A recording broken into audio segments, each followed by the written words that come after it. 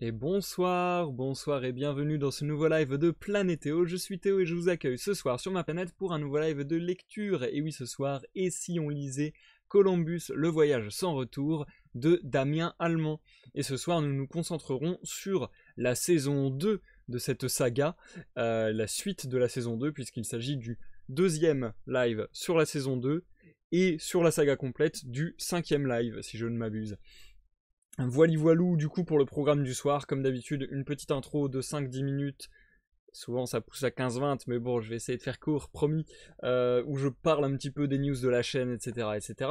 Ensuite, une phase de lecture pendant laquelle je ne m'interromps pas pour que ce soit un maximum agréable et fluide pour vous. Ensuite, j'effectuerai une pause dans ma lecture au bout de peut-être 20-30 minutes, quelque chose comme ça, c'est souvent dans ces eaux-là. Pendant cette pause, tout simplement, je vais me reposer la voix et un petit peu dialoguer avec le chat, puisque je le rappelle, cette émission a lieu en live sur Twitch les mardis et vendredis à 21h pour les lives de lecture. Et ensuite, je reprendrai un second bout de lecture pendant 20-30 minutes jusqu'à l'outro. D'ailleurs, ceux que ça intéresse pendant la pause et l'outro, on parle de l'œuvre en général, on partage un peu nos impressions avec le chat, et puis ouais, je vous donne mon ressenti sur l'œuvre grosso modo. Pour ceux que ça n'intéresse pas, ce que je pourrais comprendre, n'oubliez pas qu'il y a dans la description de chaque vidéo de ma chaîne des timecodes vous permettant d'aller directement à ce qui vous intéresse, donc vraiment de passer l'intro, de passer les pauses et d'aller à l'essentiel, à savoir la lecture. Voilou, vous voyez peut-être des changements opérés. Ce n'est pas moi qui suis devenu soudainement plus photogénique. Je ne me suis pas embelli dans la nuit. C'est tout simplement que l'un des problèmes, je trouve personnellement, de la chaîne a été résolu.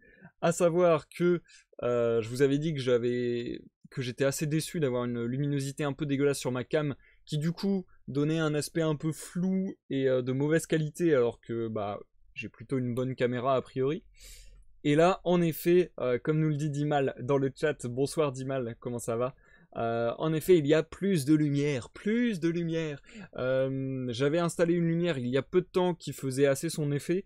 Malheureusement, elle était sur pile et elle s'était très vite usée. Donc là, petit bidouillage magique. Maintenant, c'est sur prise.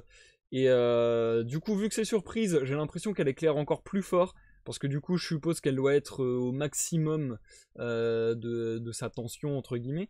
Donc voilà, là j'ai l'impression qu'elle éclaire même peut-être un chouïa trop fort, je sais pas ce que vous en dites. Après, j'avoue que je ne sais pas comment je pourrais faire pour qu'elle éclaire un peu moins.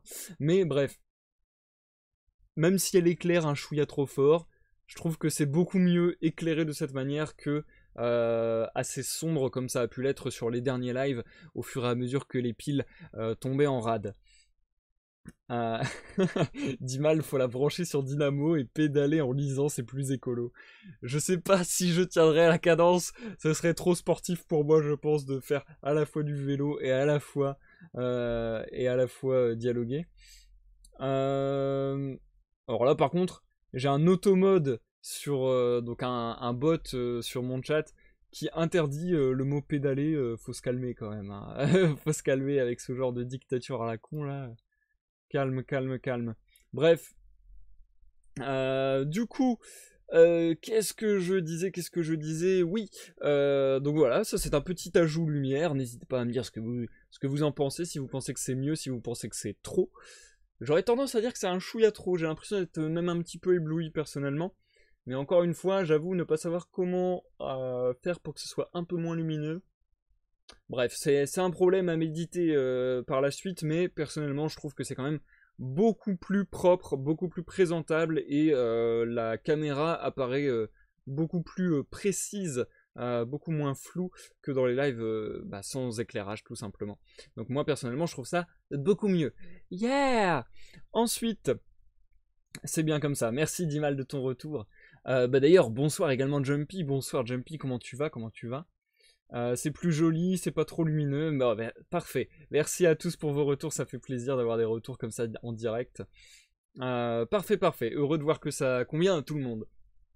Sinon, dans les news, je poursuis sur les news un petit peu anecdotiques et à la fois qui font très plaisir. à la fois qui améliore un petit peu le quotidien de ses lives. Là, c'est quelque chose auquel je fais pas spécialement attention pour être franc, mais qui en même temps, une fois de temps en temps, fait un petit regain de motivation, et donc c'est très appréciable. Nous avons atteint aujourd'hui même les 700 abonnés sur la chaîne YouTube. C'est juste énorme, donc franchement, j'ai encore une seule chose à vous dire, c'est merci. C'est à chaque fois ce que je dis quand on passe un petit peu un cap symbolique. J'ai l'impression que ça va de plus en plus vite, ce qui est assez logique parce que c'est souvent comme ça que ça fonctionne sur internet de manière générale, hein, c'est un peu exponentiel les vues, etc. Et donc là, ouais, j'ai l'impression qu'on passe des caps de 100 assez régulièrement. Franchement, 700, ça commence à faire un gros nombre. Ça commence à me faire une petite prise de conscience où je me dis, putain, il y a à un moment donné de leur vie, 700 personnes qui se sont dit, le travail que tu fournis nous satisfait, il mérite d'être suivi. Et je sais pas, rien que ça a un petit truc réconfortant et un petit truc motivant à se dire, ah ok, faut que je continue sur cette voie-là, faut que je travaille encore plus dur, faut que je produise encore plus de vidéos, encore plus de concepts, et que je continue ce que les gens aiment aussi, hein. Mais ouais, j'ai aussi envie d'aller plus loin. Donc voilà, c'est tout un tas de choses très agréables. D'ailleurs, on arrive bientôt à 300 followers sur la chaîne Twitch aussi. Si je dis pas de conneries, j'ai bientôt une vidéo qui va dépasser les 10 000 vues. Ça j'attends, j'avoue que ça me fait un petit truc. Mais voilà, c'est tout autant de petits indicateurs qui me mettent pas mal de motive, pas mal de baume au cœur quand parfois je suis dans mes doutes et je me dis, est-ce que ça vaut vraiment le coup? Mais bon, franchement, c'est très très cool. D'ailleurs, petit fun fact entre guillemets, j'ai donc pris un imprime-écran de ces 700 abonnés pour le partager sur Twitter, sur Discord, sur Facebook, n'hésitez pas à nous rejoindre. Et en prenant ce screen, je me suis rendu compte que j'avais déjà fait un screen aux 400 abonnés. Et du coup, j'ai regardé la date des 400 abonnés. Je sais pas si c'est la bonne, c'est ça qui est un peu dommage, c'est que je suis pas sûr à 100% que ça soit la bonne date au jour près. Mais si on en croit la création du screen des 400 abonnés, ça voudrait dire que je suis passé de 400 à 700 abonnés en plus ou moins 10 mois. Ce qui fait que potentiellement en un an, il est possible que je passe de 400 à 800. Si ça continue de la même manière, bon, encore une fois, on peut jamais prédire sur internet, c'est souvent exponentiel, mais parfois il y a aussi des gros déserts d'un seul coup qui pop, donc on peut pas savoir. En tout cas, si on suit les prévisions et si tout continue sur la même lancée, on peut imaginer qu'avant la fin de l'année ou juste après la fin d'année, donc juste en début 2020, il se peut que j'arrive à 800 abonnés, donc voilà, que j'ai quasiment doublé en un an. Et ce qui est intéressant avec ça, avec ce fait d'avoir doublé en un an, c'est que déjà ce serait la première année où j'aurais eu un abonné, voire plus d'un abonné, un abonné, voire plus d'un abonné par jour sur la chaîne YouTube. Donc déjà ça, je sais pas, je trouve que c'est un petit truc qui fait plaisir. Et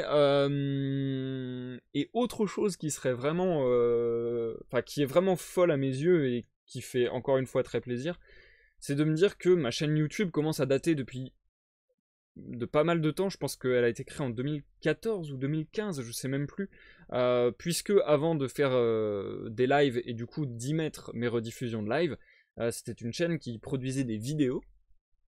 Et grosso modo, si je dis pas de conneries, j'ai mis un truc genre 4-5 ans à faire 400 abonnés. Et grosso modo, un an à faire le double. Ce qui est assez énorme. Enfin, je sais pas, je trouve le gap d'évolution est assez faramineux. Et ça, j'avoue que ça fait extrêmement plaisir également. Donc, encore merci, c'est grâce à vous tout ça. Et un énorme merci que ce soit la communauté Twitch, la communauté YouTube, ceux qui vont me suivre un peu plus assidûment avec Facebook, Twitter, Wattpad, Discord. Vous êtes vraiment super sympa, merci beaucoup. Sur YouTube, je reçois très régulièrement des commentaires pour me dire merci pour mes lectures. D'ailleurs, parfois des commentaires un peu plus détaillés qui font aussi extrêmement plaisir. Des gens qui me font des compliments adorables. Donc, Merci à tous. On fête ces 700 abonnés comme il se doit. Yeah, yeah, yeah. Wouh. Et on va essayer de faire pour cela un live honorable, un live dans les bonnes règles du live, comme on a l'habitude sur Planétéo, n'est-ce pas? Et du coup, chers amis, je vous invite à vous installer agréablement, à prendre à boire, à manger, à vous détendre, et on va bientôt passer à la lecture. Santé à tous les amis. Et du coup, Jumpy qui nous laisse un petit temps apparemment. Un bon appétit Jumpy et peut-être à tout à l'heure. Si seulement je pouvais avoir 700 lecteurs. Ouais, je comprends, dit mal. Après, attention, hein, c'est pas parce que j'ai 700 abonnés que je fais 700 vues par vidéo. C'est ça aussi le truc, c'est que c'est un peu trompeur. C'est pour ça que je préfère dire, à un moment donné, à un instant T d'une vie, il y a 700 personnes qui se sont dit, ça mérite un abonnement. Parce que c'est vrai que là, quand je sors une vidéo, ça fait des vues ridicules par rapport à 700 abonnés. Donc voilà, c'est pas 700 personnes qui vont suivre toutes mes vidéos assidûment, etc. etc. Mais déjà, rien que de le prendre comme à l'instant T, à un instant T, 700 personnes se sont dit ça vaut le coup de s'abonner, rien que ça me fait extrêmement plaisir. Et bonsoir Zikael, bienvenue sur ce live. C'est la danse du million, ça, pas des 700. Ah pardon, j'ai spoilé. Mais là c'était que l'intro, tu vois. Après il y a le moment où je fais un backflip et enfin bon bref. Je vais pas tout spoiler, mais ça arrivera un jour certainement. Du coup, voilà, bah au final j'ai beaucoup parlé de ça. Comme je vous en avais parlé la dernière fois, ce dimanche, enfin le dimanche passé, il n'y a pas eu de live sur l'univers de League of Legends parce que j'ai participé au mode Clash de League of Legends. Mais il devrait y en avoir à nouveau ce mois-ci, enfin cette semaine-ci. Donc cette semaine, a priori, ça sera un programme de live tout à fait normal, c'est-à-dire ce soir, live de lecture, demain, mercredi, 13h-16h, live sur Sea of Thieves. D'ailleurs, je devrais ne pas être en solo demain, ce sera le premier live que je ne fais pas sur les fables du Flibustier en solo, un mercredi sur Sea of Thieves, puisqu'on a terminé les fables du Flibustier en solo. Ensuite, il devrait y avoir un live donc vendredi à 21h pour la suite et fin de la lecture de la saison 2 du Columbus. Et enfin, dimanche, il devrait y avoir un live de découverte sur l'univers de League of Legends. D'ailleurs, je ne sais même plus quel personnage on va aller découvrir. Vous verrez ça dans la semaine. Voilà. Je pense avoir fait le programme plus ou moins de tout ce qui arrive. Ouais. Je pense qu'on va pouvoir se lancer. Je fais toujours des intros extra longue et en même temps j'ai tellement envie de parler, j'ai tellement envie de dire plein de trucs, c'est terrible. Et du coup je vais très bien Zikael, merci de le demander, et toi cher ami? Il me semblait te l'avoir déjà demandé, bon bref. Comment ça va cher ami? Et du coup dernière chose, en ce moment, j'avoue que le montage vidéo c'est vraiment pas quelque chose qui me plaît beaucoup. J'en ai fait par le passé, justement comme je le disais sur ma chaîne à la base c'était de la vidéo. Mais c'est vrai que le montage, c'est pas quelque chose qui me fascine, pas du tout même. Mais là, en ce moment, j'en refais, puisque je suis en train de monter une vidéo doucement dans l'ombre. Et du coup, justement, pour pas me dégoûter et ne plus avoir envie de travailler là-dessus, j'essaie d'y travailler régulièrement, mais pas trop. Ce qui fait que j'y travaille en moyenne entre 2 et 3 heures par jour. Donc voilà, ça vient doucement. Je sais que je vous en parle depuis longtemps, que je vous fais peut-être miroiter quelque chose de complètement dingue. Que nenni, chers amis, j'essaie de baisser un petit peu vos attentes, mais j'espère que ce sera une vidéo sympa, bien sûr. Mais ne vous attendez pas non plus à un truc complètement fou. Sachez simplement que je bosse sur une grosse vidéo qui devrait durer 22 minutes 20 secondes, si je dis pas de bêtises. Et vu le rythme auquel j'avance, sauf s'il y a un problème, sauf si je dois refaire quelque chose, etc., etc., a priori, elle devrait sortir dans les 2 à 3 semaines, je pense, sur la chaîne YouTube. De toute façon, je vous mettrai bien au courant parce que, vu le temps que j'y ai accordé, et vu aussi l'énergie, enfin, c'est une vidéo qui me tient à cœur, quoi. Donc, je pense que je vais beaucoup communiquer dessus, je vais peut-être vous embêter un petit peu là-dessus, mais voilà, vous devriez être au courant. Ça sera une vidéo qui, je pense, si vous appréciez les lives de lecture, devrait vous plaire. Si vous appréciez les lives de gaming, devrait vous plaire. ça sera quelque chose d'un peu à l'embouchure de à l'embouchure de plusieurs projets que j'ai déjà pu avoir sur ma chaîne. Donc voilà, je pense que les habitués de la chaîne devraient trouver ça à leur goût. Voilà voilou, j'arrête de parler de mes projets, on va se lancer sur la lecture du soir, la suite de la saison 2 de Columbus, le voyage sans retour de Damien Allemand, qui est l'auteur et qui est aussi Dimal sur le chat Twitch, je le rappelle. Je rappelle, c'est lui qui est venu vers moi pour que je fasse la lecture de son œuvre, et je rappelle que du coup, si vous avez des questions, si vous avez des remarques, n'hésitez pas, que ce soit sur Twitch pendant la lecture ou en rediffusion dans les commentaires de la chaîne YouTube. C'est toujours plaisant d'avoir des commentaires, d'avoir des retours. Et là, en l'occurrence, vous pouvez dialoguer directement avec l'auteur, donc vous privez pas, il y a peut-être des choses qui vous taraudent et sur lesquelles il pourra vous éclaircir un petit peu. D'ailleurs, encore une fois, merci Dimal, parce que là, il vient de me faire un truc, je lui ai même pas demandé, il a pris l'initiative de lui-même, et ça risque de me rendre service, donc je voulais le signaler. Puis justement, c'est aussi la preuve que c'est un auteur qui donne de l'importance à son texte, donc ça fait plaisir.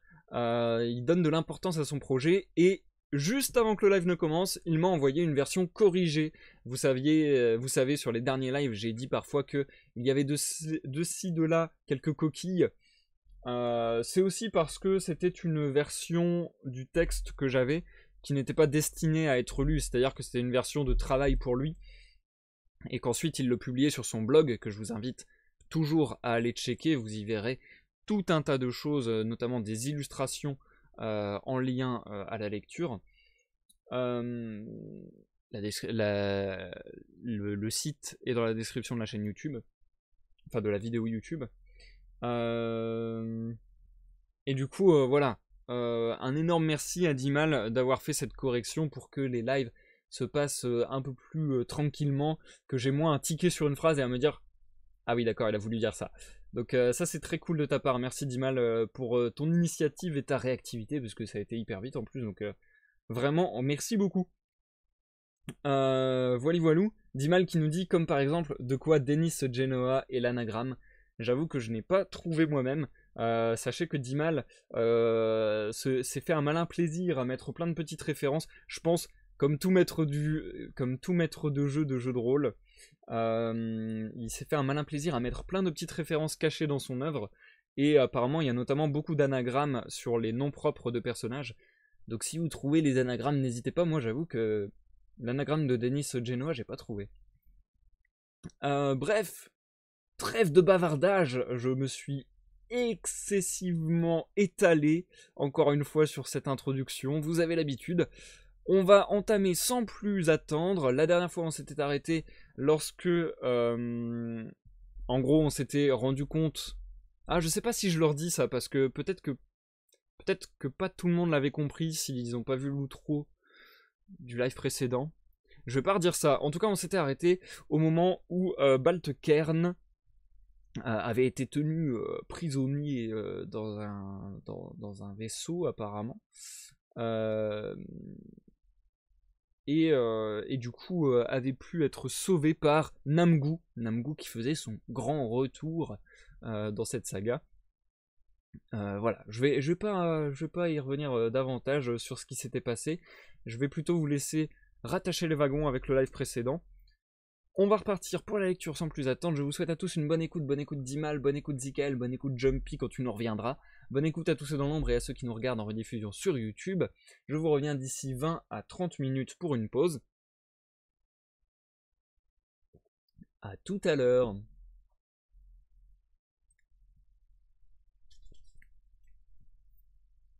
Denis Genoa, dimanche 22 mai 1932. Nous sommes retournés au village. Les agents gouvernementaux nous y attendaient. Nous avons longuement discuté de la menace. Ils ont enquêté en ville sur l'invasion. Ils veulent s'attaquer à la structure qu'on a découverte en forêt. J'ai bien voulu les mettre en garde contre l'extrême avancée technologique de ces gens-là, mais ils pensent que les Kahassi en viendront à bout sans difficulté. Je pensais que cette arme de cauchemar avait été éradiquée de la planète depuis la fin de la Première Guerre mondiale, tant elle était incontrôlable. Mais la réalité est qu'ils n'ont jamais cessé d'en fabriquer. Ils prétendent savoir à présent les contrôler. Je l'espère pour eux parce qu'un seul Kaasi pourrait en un jour ou deux raser une ville entière, si on ne fait rien pour l'arrêter. Ils disent qu'ils peuvent même les télécommander pour les mettre en pause et les redémarrer à volonté. Personnellement, l'idée de cette attaque me laisse perplexe. Après tout, ils ne nous ont fait aucun mal lors de leur dernière attaque. Les attaquer au Kaasi me paraît une réplique démesurée. Mais je ne suis au contrôle de rien du tout ici. Surtout depuis que le gouvernement a pris les choses en main. Ils partent demain en forêt pour les attaquer et m'ont demandé de rester ici. C'est l'affaire des professionnels maintenant.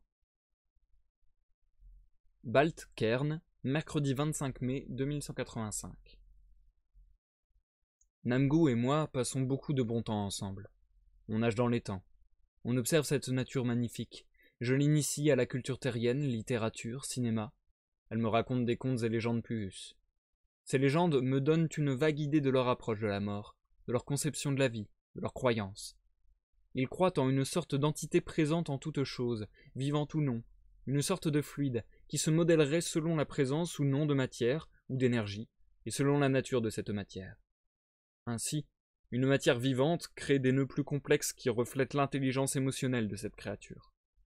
La mort changeant la nature de l'objet, les nœuds sont ainsi libérés par le changement de nature de ce qui les a créés, et vont se propager comme une rémanence de l'être vivant. Tout étant ainsi lié, le retour à la vie de l'entité lui permet de retrouver la structure nodale où qu'elle ait pu se propager. Voilà grosso modo ce que j'ai compris. Ces histoires me glacent un peu le sang. Elle m'a aussi raconté que les Puus avaient essayé d'entrer en contact avec les humains, mais les trajets étant longs, quand elle est partie à ma recherche, ils n'avaient pas encore donné de nouvelles. Amar surveille les Kiiknas avec ses drones. Aux dernières nouvelles, ils auraient envisagé de s'attaquer à nous. Je ne suis pas très inquiet car leur technologie est très primitive, et maintenant, nous les surveillons de près. Balt Cairn, samedi 28 mai 2185. Le temps paraît à la fois court et long. On passe du bon temps avec Namgu, mais cette prétendue attaque indigène qui se rapproche nous oblige à être en permanence sur nos gardes. On voudrait s'éloigner pour éviter le conflit. Mais je ne veux pas prendre le risque de rater le retour du courrier. Il pourrait revenir ici et se faire capturer par les Kiiknas si on s'absente. Et je ne veux pas prendre le risque. Tant qu'on reste à l'intérieur du Columbus, on se sent en sécurité, car il ne possède pas la technologie pour nous mettre en danger. Balt Cairn, lundi 30 mai 2185. 2 drones ont disparu, sans qu'on sache comment. Aurait-il trouvé un moyen de venir à bout de notre technologie? J'essaie de paraître confiant aux yeux de Namgu, mais je suis de plus en plus inquiet. Cette histoire pourrait mal tourner. Balt Cairn, mercredi 1er juin 2185. Le dernier drone qui les surveillait a disparu. On ne sait pas ce qu'il prépare. À part les caméras du Columbus pour surveiller les environs, on ne peut plus les surveiller. Namgu, qui a tenté une sortie rapide, a pu récupérer un des drones tombés à proximité. Mais on ne l'a pas gardé, car il semblait infecté par une sorte de micro-organisme qui le rongeait. On a eu peur que cela n'infecte le Columbus. On n'observe aucune trace des indigènes dans les environs, mais ils ne doivent pas être loin. Denis Genoa, jeudi 2 juin 1932. Je suis arrivé auprès de la structure avant eux. Je pense avoir un jour ou deux d'avance. Je vais tenter de rentrer pour les prévenir. Je ne sais pas encore comment je vais pouvoir communiquer avec eux, mais si je ne tente rien, ça va être un bain de sang.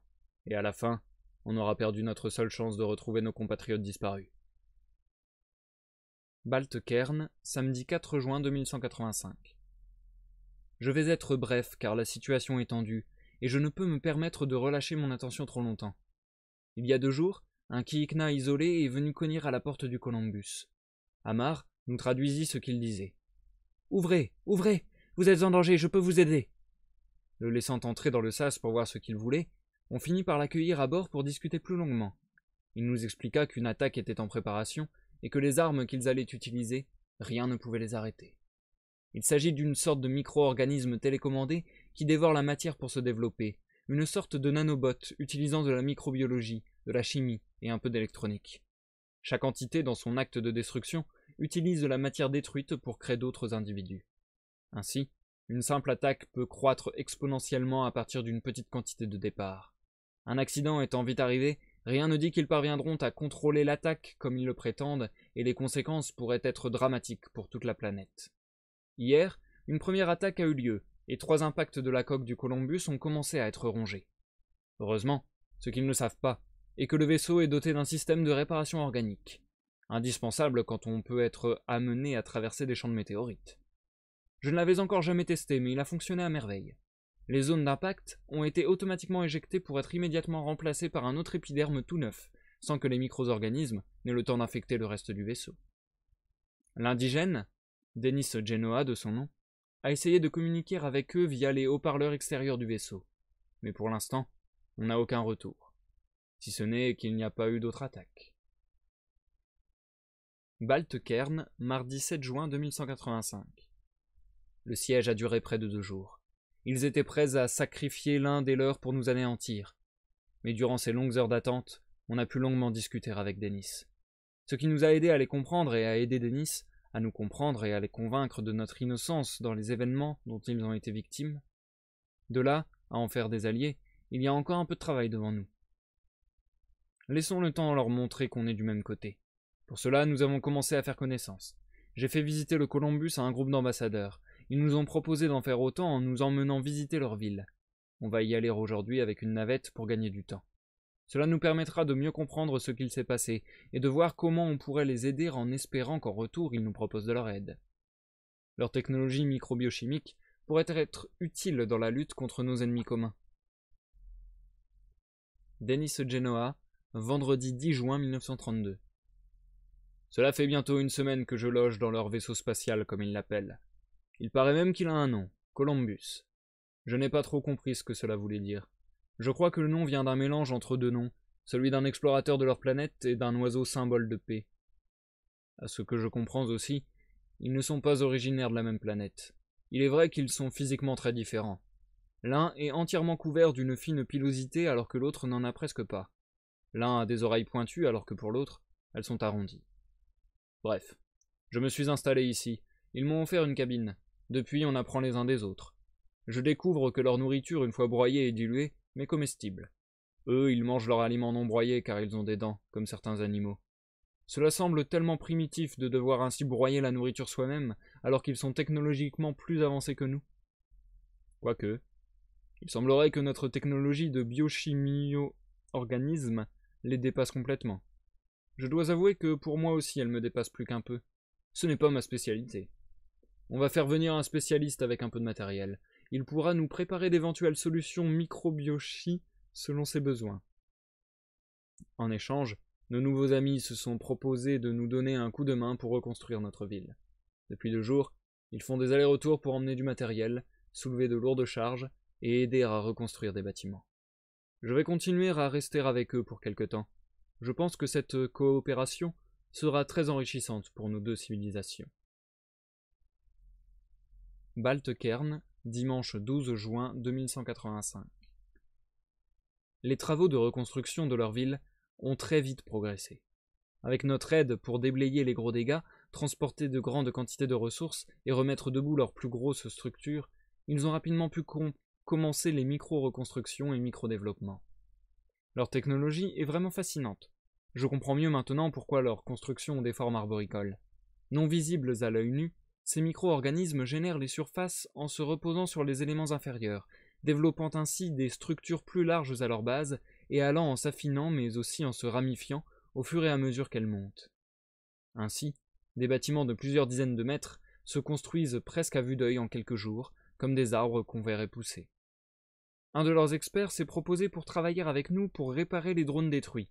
Ils ont analysé leur structure et ont programmé leurs micro-machins qui ont reconstruit en quelques secondes toute la coque des drones.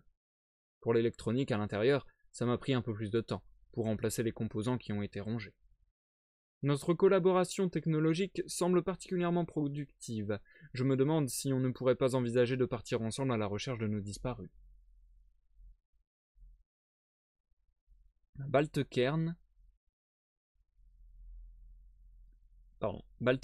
mercredi 15 juin 2185.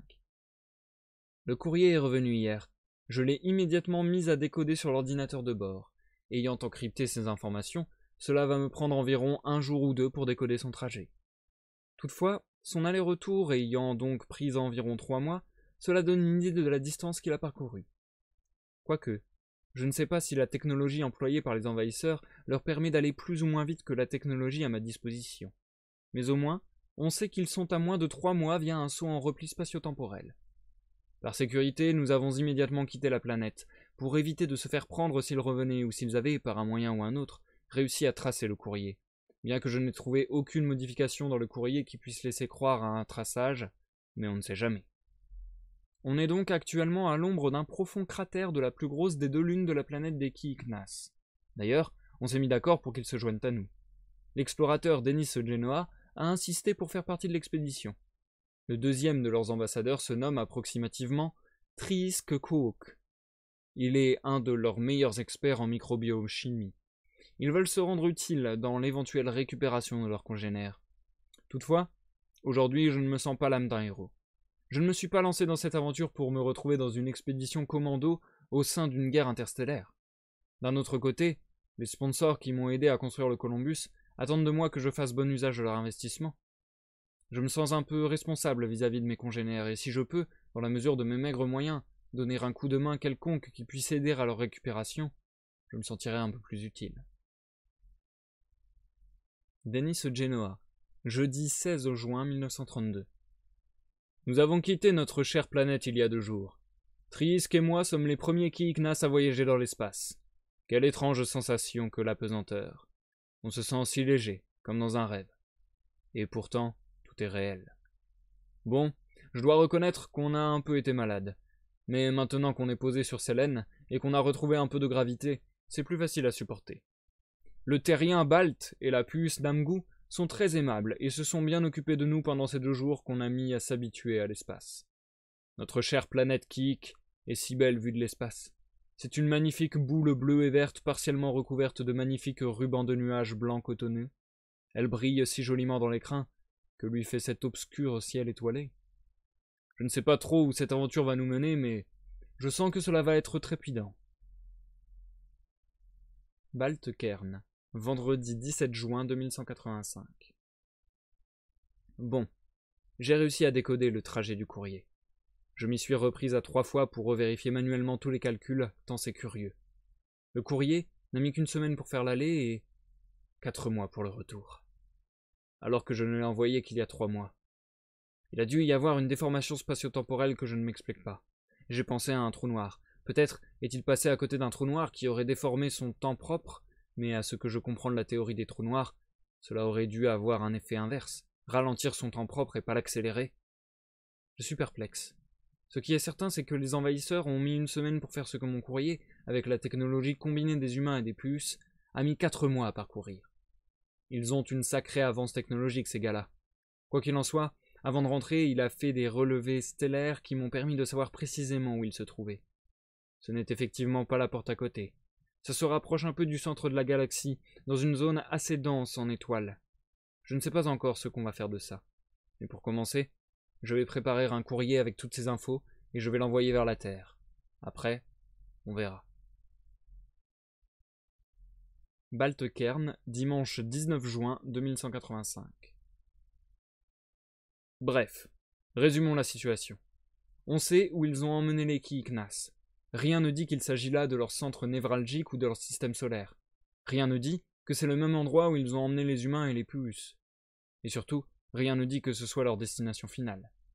Ils ont pu s'arrêter là pour une raison quelconque avant de repartir. Le courrier, ayant détecté une sortie de mode replié, s'est détaché et est rentré. Mais si ça se trouve, il n'y a rien là-bas. Enfin, c'est ce que je me dis pour me rassurer. Les autres, Namgu et les Kiiknas, veulent aller voir ce qu'il y a. Moi, je ne suis pas un soldat, juste un voyageur solitaire. Enfin, solitaire, de moins en moins au rythme où ça va.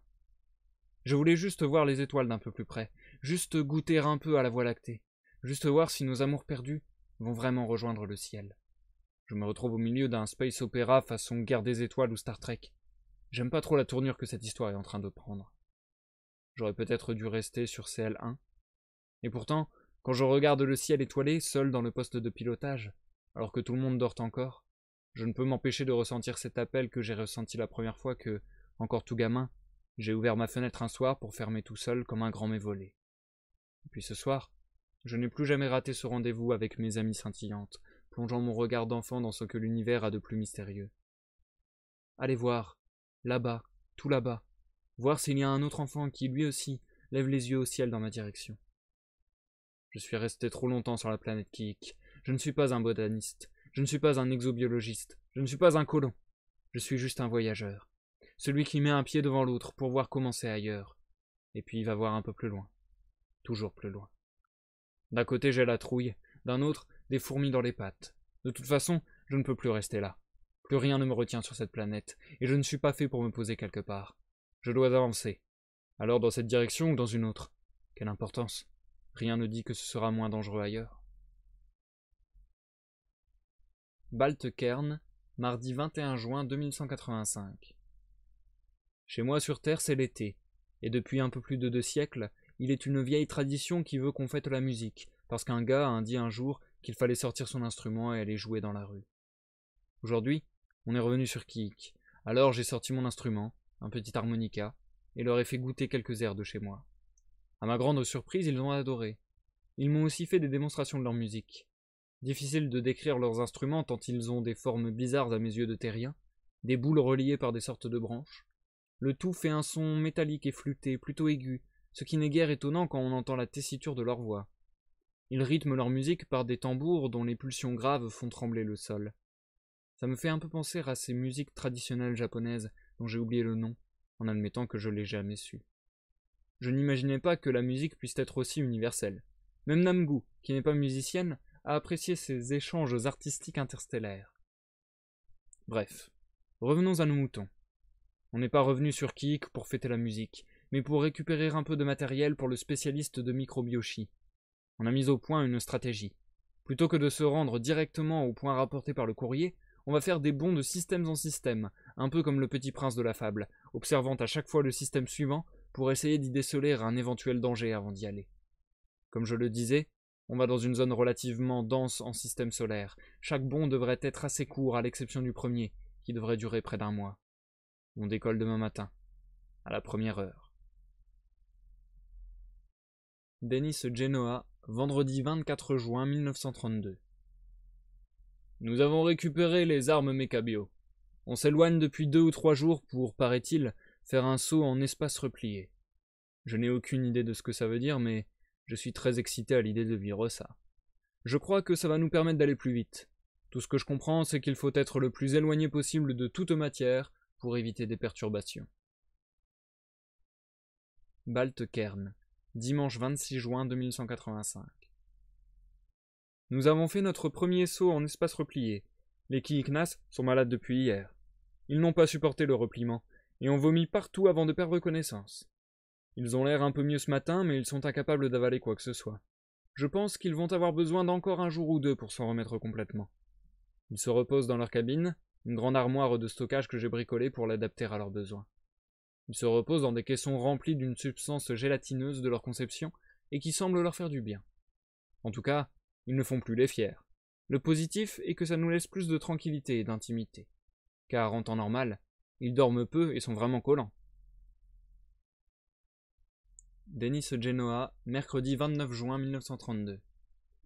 Quelles étranges sensations. Ce passage dans une autre dimension. D'abord l'impression de perdre l'équilibre, ce qui en apesanteur est particulièrement paradoxal. Puis viennent les sensations de déjà-vu, comme si on avait l'impression de revivre en boucle quelque chose qu'on a déjà vécu. Puis viennent les nausées, puis la perte de connaissance. Après quelques jours de repos, nous avons pleinement récupéré et sommes parfaitement remis. Ces épreuves sont dures, mais nous sommes fiers d'être aujourd'hui les Kiiknas les plus loin et les plus rapides. Il était temps qu'on sorte de notre repos, car nos compagnons de voyage semblaient s'ennuyer de nous. Il est vrai qu'on passe beaucoup de temps ensemble. Nos échanges sont très enrichissants pour nous tous. De plus, nos besoins réduits de sommeil par rapport à eux nous permettent de passer plus de temps à surveiller les indicateurs de vol, et ils semblent apprécier quand on vient leur apporter le petit déjeuner dans leur cabine, ou quand Balt nous trouve au poste de pilotage quand il se réveille plus tôt. Cela lui fait de la compagnie dès le réveil. Baltekern, samedi 2 juillet 2185. Le soleil se lève doucement sur les rochers des Côtes d'Armor. Une brise légère accompagne le chant des vagues qui s'écrasent les unes après les autres avec la régularité du métronome. Confortablement installé dans l'herbe, seul, tranquille, je termine la horde du contrevent d'Alain Damasio. Sur cette falaise battue par les vents, je me sens comme ces héros, seuls, abandonnés au doute. Comment aller plus loin, quand il n'y a plus rien? Qu'y a-t-il au-delà du monde connu? Aller plus loin, toujours plus loin.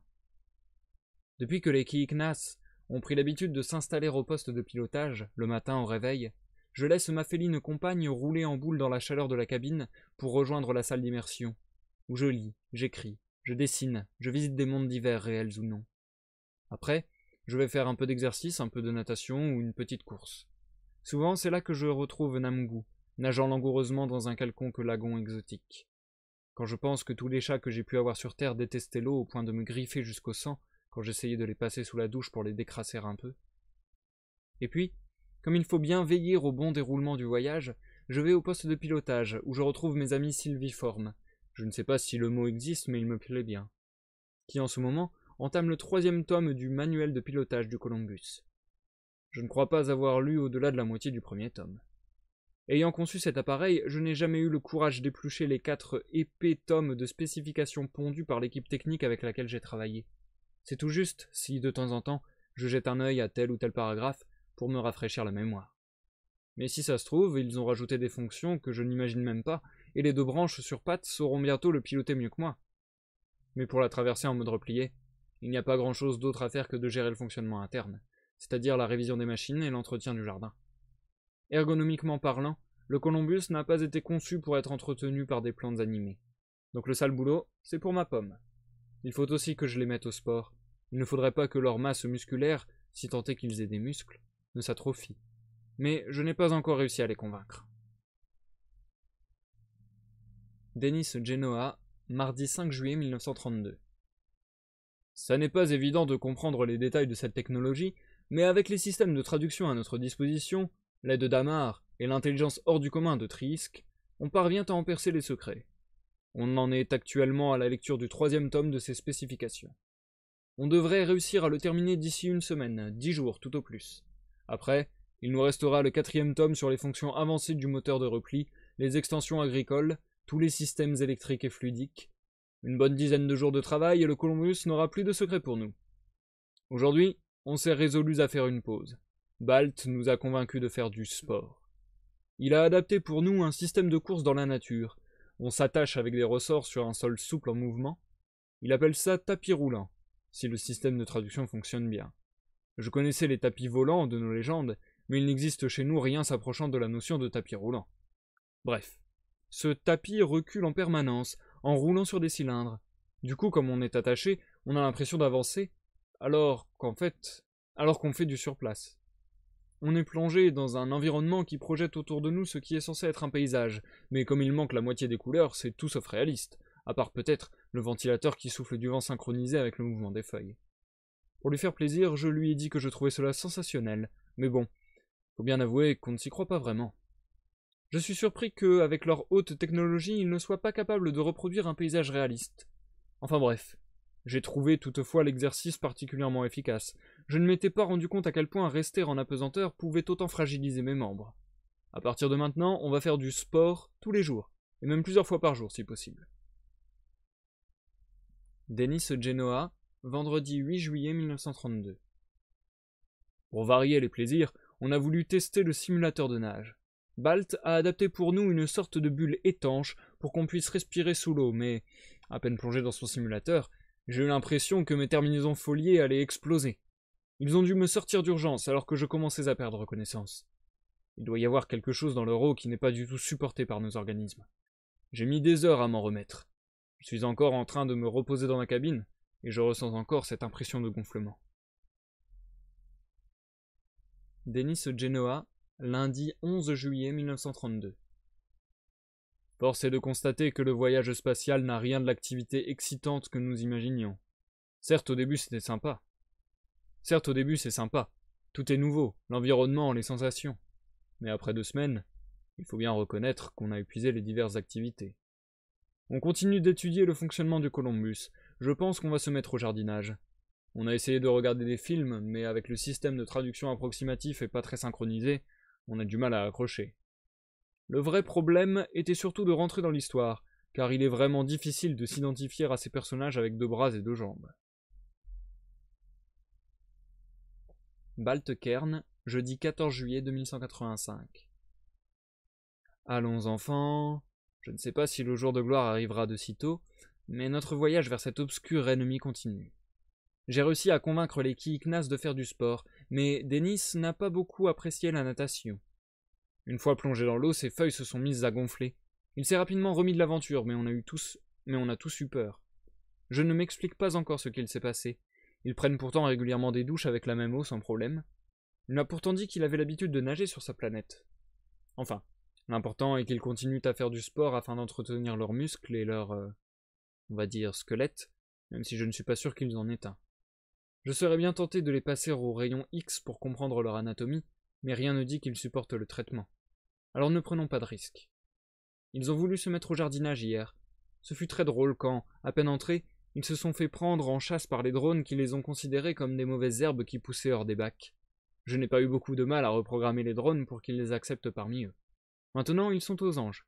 Batifolant parmi les diverses plantes, ils se détendent, ils les examinent, ils testent les différents fruits. Ils m'ont fait des propositions de modification avec leur technologie. On va faire des essais sur des plans tests. Il faut bien s'occuper quand on a des semaines de voyage interstellaire à tuer. Balt Cairn, dimanche 17 juillet 2185. Le test botanique est un franc succès. On a testé leur technologie micro-bio-machin-chose sur un plant de tomate. On est arrivé à lui faire développer de nouvelles branches fleuries en moins de 3 jours. Le plant est, en ce moment, en train de passer au drone butineur. Va-t-il donner des fruits? Le suspense est énorme, sauf pour Namgoo, qui, au fond, ne raffole pas des tomates. Elle préfère mes aliments protéiques conçus à partir des algues et des levures animales que je cultive en aquarium. Dans moins d'une semaine, on va sortir du mode replié. Cela me rend un peu nerveux. Jusqu'ici, j'ai toujours navigué vers des endroits sur lesquels j'avais un minimum d'informations. Là, je sors à l'aveugle, sans trop savoir ce qu'on va trouver. J'ai programmé une sortie assez loin du système, pour minimiser les risques, quitte à refaire un court bond pour se rapprocher de ce qu'on aura vu.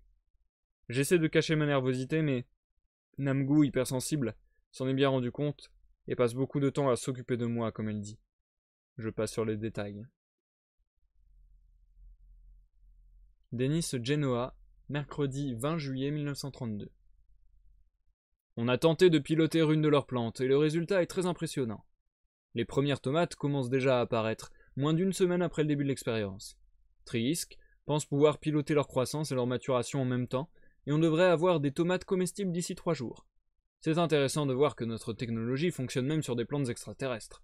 Ça a demandé un peu d'ajustement, mais à notre grande surprise, cela fonctionne à merveille. On aurait pu aller plus vite, mais la difficulté avec ce genre de procédé, c'est de trouver le bon équilibre entre coût, productivité et maîtrise du processus. Une modification trop rapide pourrait entraîner une mutation, voire une détérioration de la plante. L'énergie que ça nous a coûté de faire une croissance aussi rapide sur un seul plan rend le procédé irréaliste à grande échelle. Mais avec un objectif plus raisonnable, je pense qu'on pourrait obtenir avec leurs plantes des rendements similaires à ceux qu'on obtient sur notre planète, avec par exemple une production de tomates mensuelle par plante toute l'année. Je vais profiter de la soirée pour lire quelques-uns de leurs romans, en me prélassant dans leur jardin.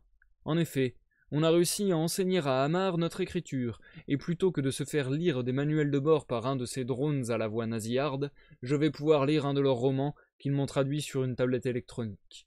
J'ai choisi un livre de Natsume Soseki, qui commence ainsi. Je suis un chat, je n'ai pas encore de nom. Ce serait une bonne histoire pour découvrir la vie des terriens de l'intérieur. L'histoire d'une famille d'humains, vue par les yeux de leur animal de compagnie. Et nous allons nous arrêter là. Pour la première phase de lecture de ce soir, nous passons à la pause, chers amis.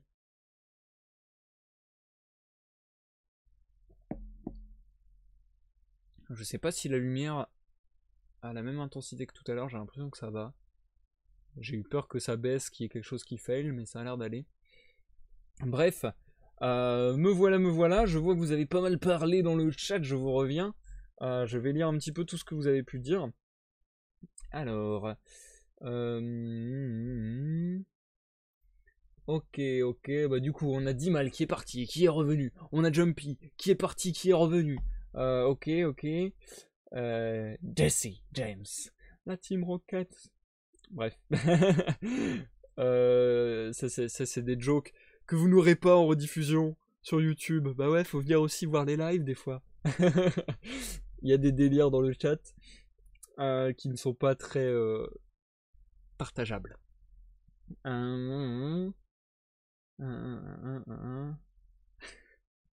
Dimal, impressionné par la lecture, la phrase où il ferme les volets, je l'attendais. Elle est passée comme une lettre à la poste, impressionnant. Ah bah merci. La phrase avec sylviforme et parenthèse, dure à lire sans l'avoir préparée, bravo. Merci Dimal, merci. Dimal, merci, c'est très gentil. Dimal qui est l'auteur, je rappelle, de Columbus. Bah merci beaucoup pour tes compliments Dimal. Ça me fait plaisir. C'est marrant d'ailleurs parce que ça c'est quelque chose que j'ai remarqué à de multiples reprises. Il y a des phrases qui peuvent être hyper alambiquées, hyper compliquées et que je peux one shot sans souci. Tandis que parfois je me fail sur des phrases relativement simples. Donc il n'y a vraiment pas de, il y a vraiment pas de science exacte là-dessus, j'avoue.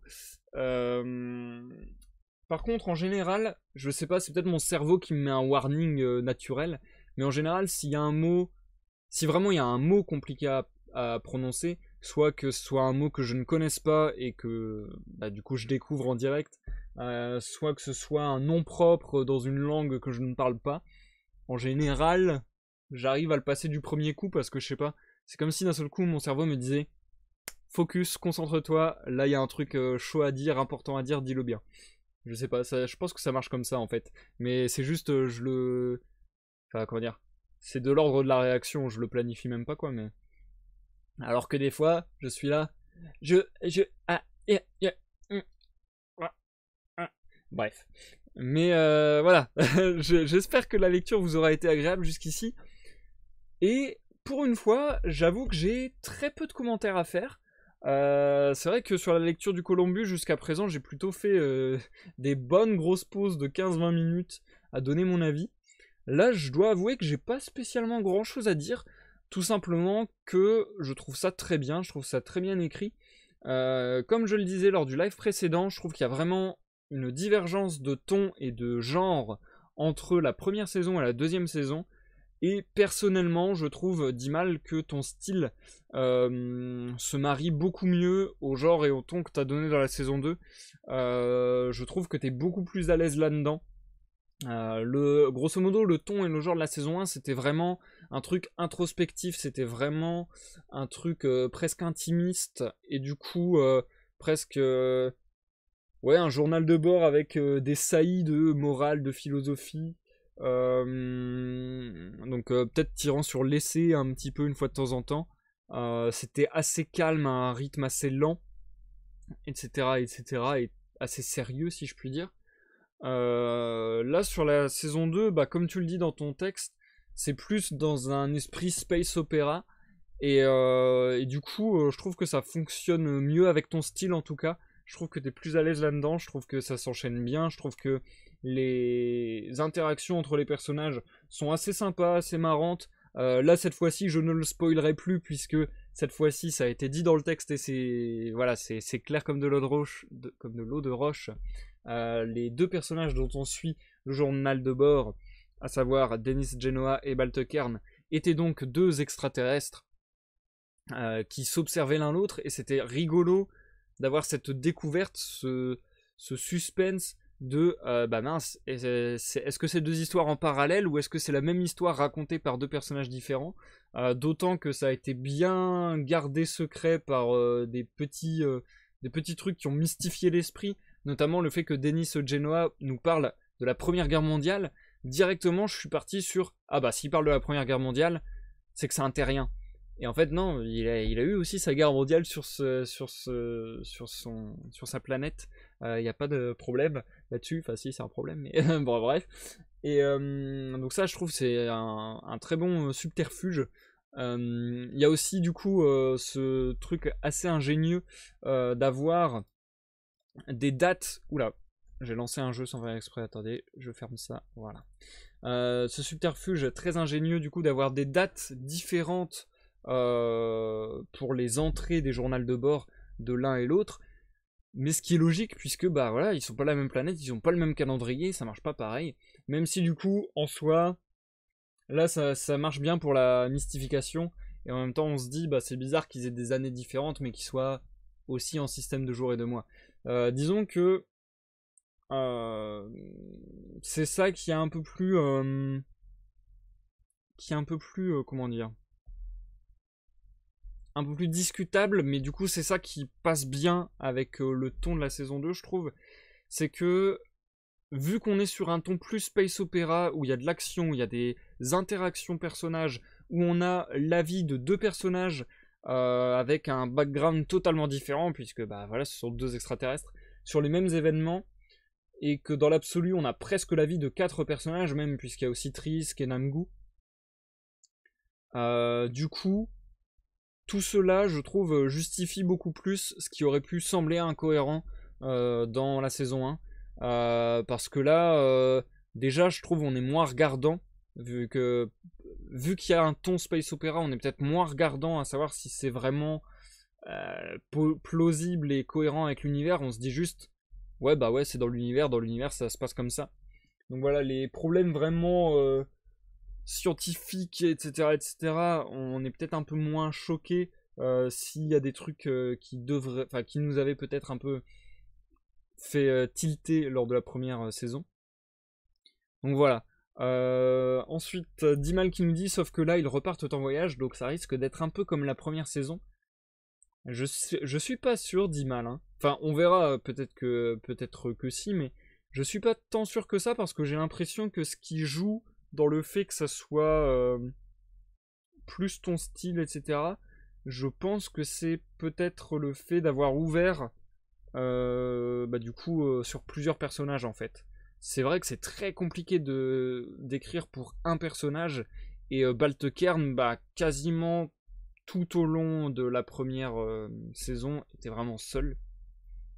Et là je pense que c'est aussi le fait d'avoir ouvert à plusieurs personnages qui a donné cette impression de fluidité à la lecture. Je trouve. Comment on dit ça, d'unité, de cohérence, tout ça, voilà. Donc voilà, moi j'avoue que j'ai pas forcément grand chose à rajouter sur la lecture qu'on vient d'avoir, juste qu'elle était bien sympa, bien agréable, j'ai bien aimé les petites références de ci de là. Par exemple, la dernière référence à Natsume Soseki, Je suis un chat, je n'ai pas encore de nom, le début du roman, je trouve ça hyper bien trouvé aussi parce que ça nous donne une référence pas gratuite. Le fait que la phrase qui suive soit l'histoire d'une famille d'humains vue par les yeux de leur animal de compagnie, bah ça montre, c'est un texte, comment dire, c'est une phrase métalinguistique entre guillemets, enfin pas métalinguistique mais métatextuelle. C'est-à-dire que c'est une phrase qui parle elle-même du texte. C'est-à-dire que la phrase met en évidence ce que le texte est en train de faire en disant bah là le personnage lit quelque chose sur l'altérité et le texte est en train de vous montrer ça aussi. Le texte est aussi en train de vous parler de ça. Columbus est en train de vous parler de l'altérité et de même événement ou de comment dire, ou d'un même univers mais vu par des consciences différentes et des niveaux de conscience différentes entre guillemets. Donc je trouve ça vachement intéressant cette mise en abîme. Il y a pas mal de références qui marchent bien, là où par exemple dans la saison 1 je trouvais qu'il y avait peut-être des références où on se disait, j'en avais déjà parlé, hein, mais où on se disait ouais c'est bizarre, pourquoi cette référence là, ça faisait peut-être plus genre je mets des références parce que j'aime bien ces références et que je veux les mettre en avant quoi. Il y avait peut-être moins une utilité très marquée je trouve. Quoique il y avait des références à Jules Verne et en soi ouais c'est un peu un texte vernien si on peut dire. Mais je sais pas, je trouve que là les références sont mieux amenées, qu'elles passent mieux, qu'elles font plus tilt. Franchement, je sais pas si c'est moi qui peut-être aussi m'habitue à ton style ou si c'est une réalité, voilà. Mais j'ai l'impression aussi que juste tu t'es mis dedans en fait au fur et à mesure quoi et que tu t'écris de mieux en mieux aussi parce que t'es toi-même de plus en plus dans ton œuvre quoi. Ce qui me semblerait pas déconnant étant donné la manière dont tu le disais, dont tu disais avoir travaillé cette œuvre, Dimal, puisque je le rappelle, Dimal a travaillé cette œuvre en postant une partie de journal de bord sur son blog régulièrement. Et du coup, et du coup en se donnant des échéances entre guillemets, en disant bon bah là il faut que je poste à tel jour et que le jour coïncide au jour, enfin que le jour réel coïncide au jour dans la fiction. Donc voilà. Donc tout ça fait que ça a été écrit assez rapidement, avec voilà, c'est un timing soutenu. Et du coup, je pense que voilà, ça a été un bon défi et que au fur et à mesure du texte, tu as gagné peut-être en confiance, peut-être en, enfin, je sais pas comment décrire ça, c'est pas des choses qui sont forcément conscientes, mais je pense que tu as gagné en qualité d'écriture, juste à être plus dans l'histoire et à avoir à t'être imprégné toi-même de ce que tu voulais faire de l'histoire, quoi. Je dirais que peut-être la saison 1 est un peu plus hésitante, un peu plus ouais, un peu plus j'ai pas envie de dire brouillon parce que brouillon ça fait vraiment genre que c'est pas travaillé, mais tu vois ce que je veux dire, quoi. Ça semble moins calibré, alors que là ça semble un peu plus calibré. Je pense que calibré c'est un bon mot. Ouais. Voilà, voilà. Donc ouais, franchement moi je suis pas déçu par cette saison 2, je trouve ça vraiment très cool. En plus des événements auxquels je m'attendais pas forcément au vu de la saison 1, puisqu'on a vraiment changé de délire. Mais j'ai hâte de voir encore une fois la suite, voir où est-ce que ça va nous mener ceci, notamment avec la menace des extraterrestres encore plus vénères avec une technologie de ouf là. J'ai assez hâte de voir où est-ce que ça va nous mener ça. Bref, je pensais que je parlerais pas tant que ça lors de cette pause. Au final, comme d'habitude, j'ai parlé beaucoup trop. Bref, on est reparti tout de suite sans plus attendre pour la suite de la lecture, chers amis. Et du coup, Dimal, Dimal, je suis heureux de t'en apprendre plus sur ton propre texte. Mais c'est cool en vrai de discuter de ça parce que de toute manière, je trouve qu'une œuvre, elle est très, comment dire, ouverte à l'interprétation, dans le sens où, enfin ouais, genre, on a tous fait cette remarque, mais le professeur de français qui dit mais non, là l'auteur a voulu dire ça, vous êtes des ignares, vous n'avez rien compris. C'est assez insupportable et il n'y a pas une lecture à un texte, c'est impossible.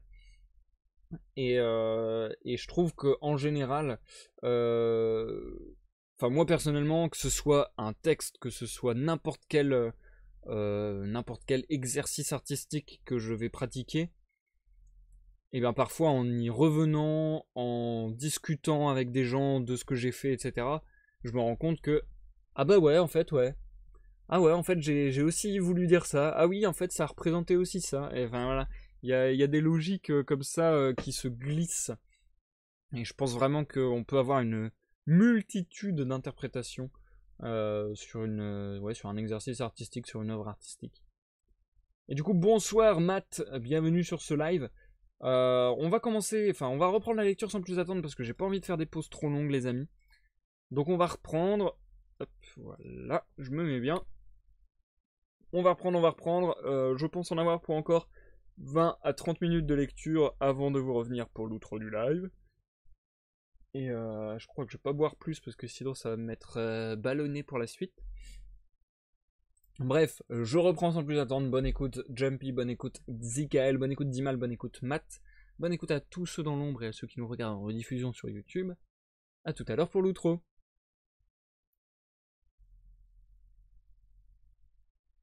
Balt Kern, samedi 23 juillet 2185.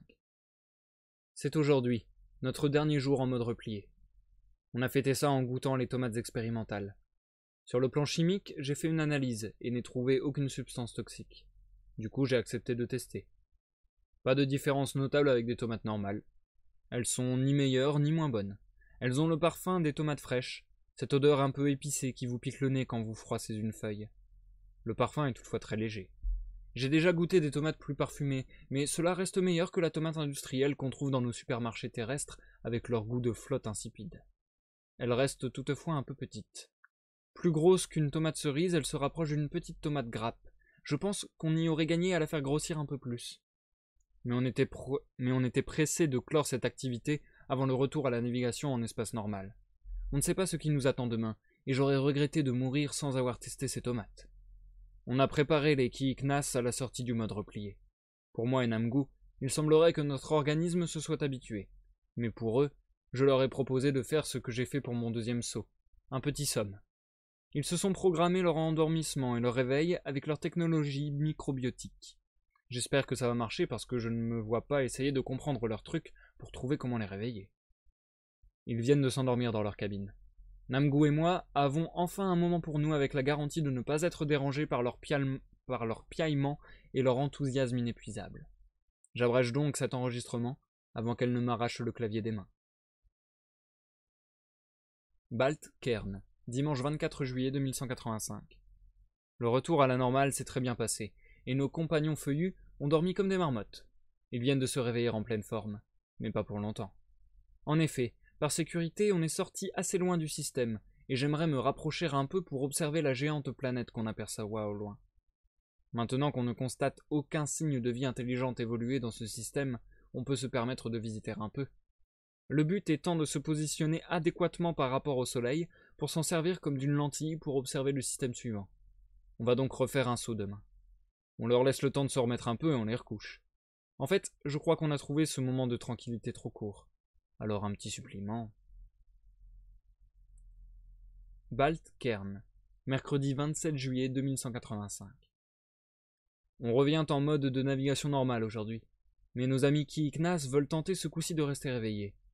Namgoo et moi sommes un peu déçus, mais on le cache du mieux qu'on peut. Par pudeur, je ne décrirai pas nos activités de ces derniers jours, mais je dois reconnaître que la salle d'immersion est un élément du Columbus que je ne regrette pas d'avoir intégré. Dennis Genoa, jeudi 28 juillet 1932. Voilà une expérience qui restera un grand moment de l'histoire Ki et Knas. Nous sommes revenus en mode de navigation normale hier, sans trop d'encombre.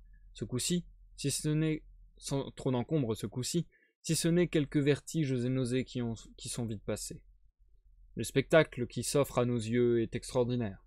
Nous sommes devant une planète géante constituée, d'après les analyses spectrométriques, je ne sais pas trop ce que ça veut dire, c'est ce que m'a raconté Balt, à plus de 90% d'eau. À cette distance du Soleil, elle est entièrement gelée. Une immense boule de glace de plus de 300 000 km de diamètre. Avec quasiment aucune atmosphère, ce qui serait une aberration d'après Namgoo, et une cristallisation quasi parfaite de la glace, elle diffracte la lumière du soleil comme un immense diamant. Ses couleurs multiples inondent la cabine d'arc-en-ciel. Je crois qu'il serait difficile d'imaginer quelque chose de plus beau. Namgoo a trouvé cela romantique. Je ne sais pas trop ce qu'elle entendait par là, mais ils sont allés s'enfermer dans la salle d'immersion afin de faire des études sur cette planète si fascinante.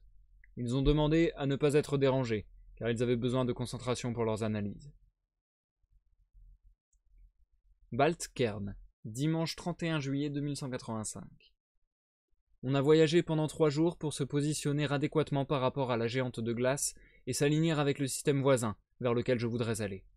Il n'est qu'à 1 année-lumière. En mode replié, je pense qu'on peut faire ça en 1 semaine. J'ai profité du calme matinal pour faire mes premières observations. Pour une fois, les Ki et Knas pioncent. Il faut dire que je leur ai fait découvrir hier soir la dernière cuvée de ma bière maison, et ils l'ont beaucoup appréciée. Le système a l'air très calme. Je ne décèle aucune activité. Pas de vaisseau s'y déplaçant. Cela m'a pris une bonne heure pour affiner les filtres et obtenir une image très nette. Il y a 6 planètes, en orbite autour d'une géante rouge, sans parler d'un certain nombre de corps de plus petite taille. Le soleil en question a l'air d'être en train de mourir. Il a vraisemblablement atteint sa taille maximale et devrait même être en train de se contracter. Je vois dans mon super télescope une planète tellurique à proximité de l'étoile qui devait à une autre époque être dans la zone d'habitabilité du système.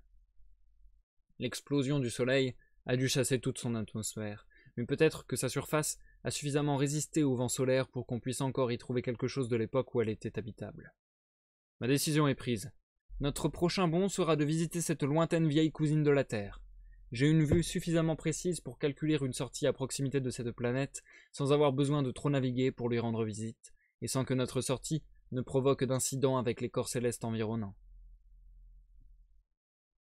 Dennis Genoa, mercredi 3 août 1932. Et nous revoilà plongés dans l'obscurité du voyage interstellaire. Nous avons laissé le spectacle multicolore de la planète de glace derrière nous. Devant nous, une nuit noire parsemée de nombreuses étoiles du noyau de notre galaxie. Au milieu, un point rouge commence à ressortir. Il s'agit de notre objectif, une étoile en train de mourir.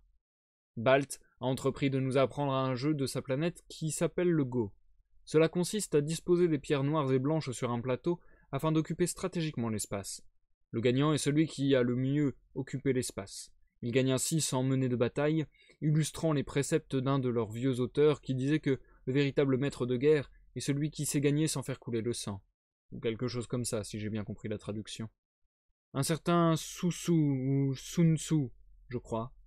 Peut-être y a-t-il là une leçon à tirer pour notre avenir proche, dans le cadre de la mission qu'on s'est donnée. Continuons à nous entraîner à l'occupation stratégique de l'espace.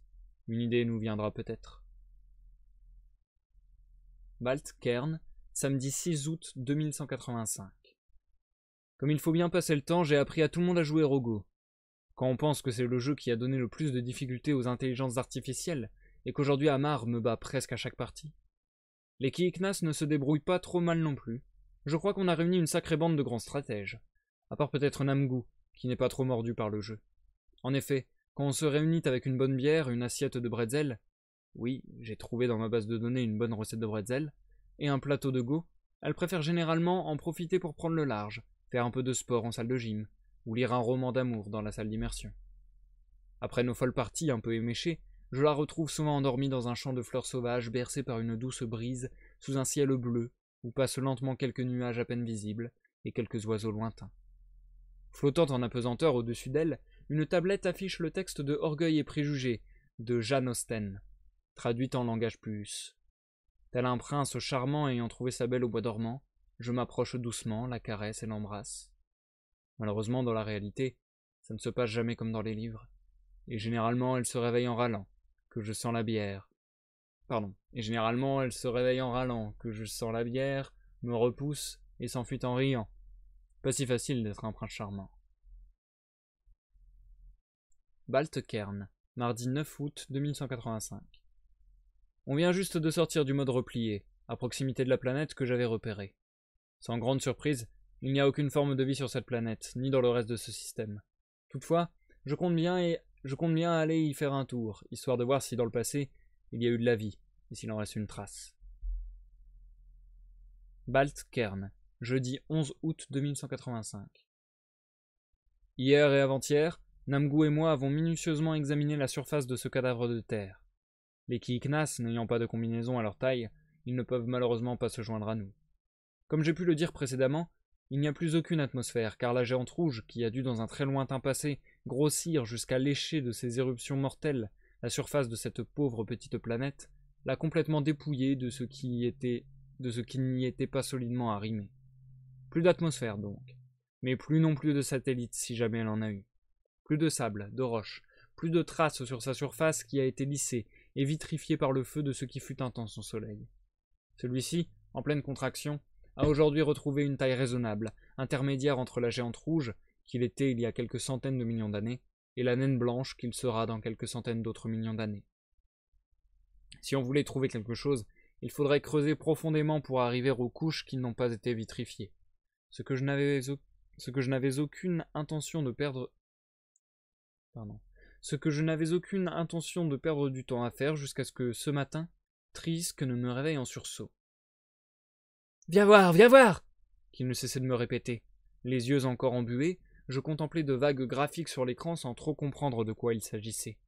« Il y a du monde là-dessous !»« Quoi ?»« Ça, ce sont des émissions dans le domaine hertzien. Quelque chose sous la surface envoie un message. C'est faible, mais réel. » L'oscillation du cœur de la planète en train de mourir, certainement. « Non, Balt, c'est à la fois trop régulier et complexe pour être naturel. » « C'est absurde. Qui pourrait avoir survécu sous la surface ainsi pendant des centaines de millions d'années? Peut-être même plus. Cela doit faire pas loin d'1 milliard d'années que ce soleil a commencé son expansion. Le fragile équilibre de la vie sur cette planète s'est brisé au moment même où il a commencé à grossir. Je ne dis pas que quelque chose est encore vivant, mais qu'il y a quelque chose. J'ai pris la liberté d'envoyer des drones scanner la surface en suivant le signal, et ils ont trouvé un tunnel. Sous combien de kilomètres de roches vitrifiées? À peine une centaine. À peine? Je vais chercher ma pelle et mon seau, et je commence tout de suite, comme ça j'aurai peut-être fini dans 5 ou 600 ans. Le sol est suffisamment riche en métaux et en carbone pour nourrir mes nanobiotes. Plus ils avanceront, plus ils se multiplieront, engendrant ainsi une progression exponentielle. Dans 2 mois, 3 tout au plus, Ils auront dégagé l'entrée du tunnel. Oh, tu es sûr de ça? Certain. Dans ce cas, mettons ça en place, et on reviendra voir dans 3 mois le résultat. Voilà donc le programme des jours à venir. Programmer des nanobiotes pour rejoindre l'entrée du tunnel, les déposer au bon endroit, les démarrer et vérifier que cela fonctionne.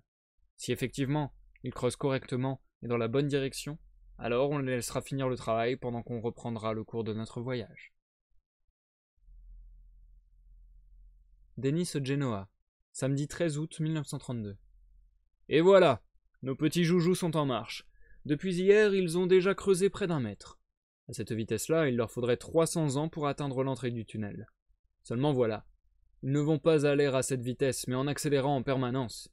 Leur progression va se faire exponentiellement jusqu'à atteindre près d'1 kilomètre par jour, avec une moyenne de 3 mètres de circonférence. Mais ça risque de prendre un peu plus de temps que prévu. On devrait plutôt être dans les 4 ou 5 mois si la composition minérale est régulière. En revanche, s'ils tombent sur une veine minérale pauvre en fer et en carbone, ils risquent de se reproduire moins vite. Ils continueraient alors de creuser à la même vitesse en plus accéléré. Espérons que cela n'arrive pas ou le plus tard possible.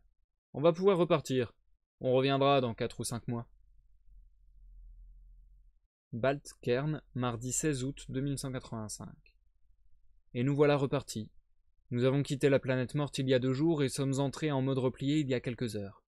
J'espère ne pas m'être trompé dans mes calculs, car le prochain système tourne autour d'un pulsar. Si je me suis trompé dans le calcul de sortie, on va se faire instantanément griller comme dans un micro-ondes. J'ai repris les calculs des dizaines de fois, toute la nuit. Je suis convaincu que c'est bon, mais j'ai quand même un doute. Bref, je suis crevé. Je vais me coucher.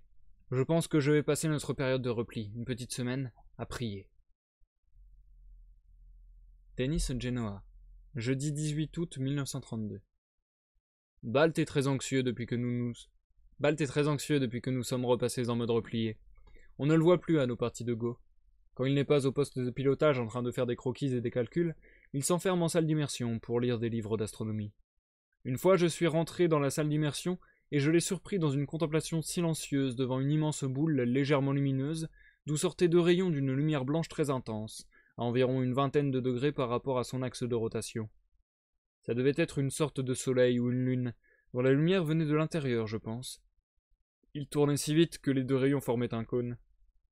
De temps en temps, Balt arrêtait la simulation, ou la ralentissait pour mieux observer, puis la relançait de nouveau. J'essayais de l'interroger pour savoir ce que c'était, ce qu'il faisait, lui rappeler qu'il n'avait ni bu, ni mangé, ni dormi, depuis plus de 20 heures. Mais à chacune de mes questions, il ne me répondait que par un vague « J'ai aussi essayé d'en parler avec Namgu. Quand je lui ai décrit ce que j'avais vu en salle d'immersion, elle m'a dit qu'il s'agissait probablement d'un pulsar. Je ne sais pas ce que c'est. Elle avait bien une idée de la raison pour laquelle il regardait ça et qu'elle allait voir avec lui. Je me demande bien ce qu'ils se trament. Maintenant, ils ont l'air tous les 2 inquiets. Baltkern, dimanche 21 août 2185. Je commence à progressivement retrouver l'appétit et le sommeil. Cette histoire de pulsar m'a obsédé pendant toute la semaine. Je ne pouvais m'empêcher de refaire encore et encore mes calculs, lire et relire toute la littérature scientifique sur le sujet, faire des simulations diverses et variées. Je ne parvenais pas à me convaincre qu'on était sur la bonne voie, que tout allait bien se passer.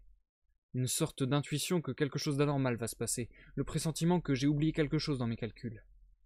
Et puis Namgu est arrivé, sans se presser, comme dans la chanson, avec son calme habituel, son assurance, son intelligence si avancée sur la mienne. Je lui ai expliqué ce qui se passait, on a ensemble repris tous les calculs, et elle m'a confirmé que tout était bon, et qu'on allait sortir suffisamment loin du cône du pulsar. Elle m'a ensuite entraîné en salle de sport, où on a nagé ensemble un long moment et goûté les plaisirs de l'amour sous-marin. Bref, j'ai retrouvé la santé et oublié un peu ce problème de pulsar. Les activités d'entretien du Columbus m'occupent à nouveau davantage l'esprit. Bricolage, jardinage. J'ai encore dû chasser un fantôme, comme cela m'était arrivé lors de mes premiers mois en mode repli. Une nouvelle plaque bloquée dans le système de traitement des eaux usées. Mais maintenant, avec Amar, on sait faire. Même si cette intuition que quelque chose ne va pas tourner rond avec ce pulsar est toujours là, je l'ai rangé dans un coin et arrive à ne plus y penser. Dans 2 jours, mardi matin, on sera fixé.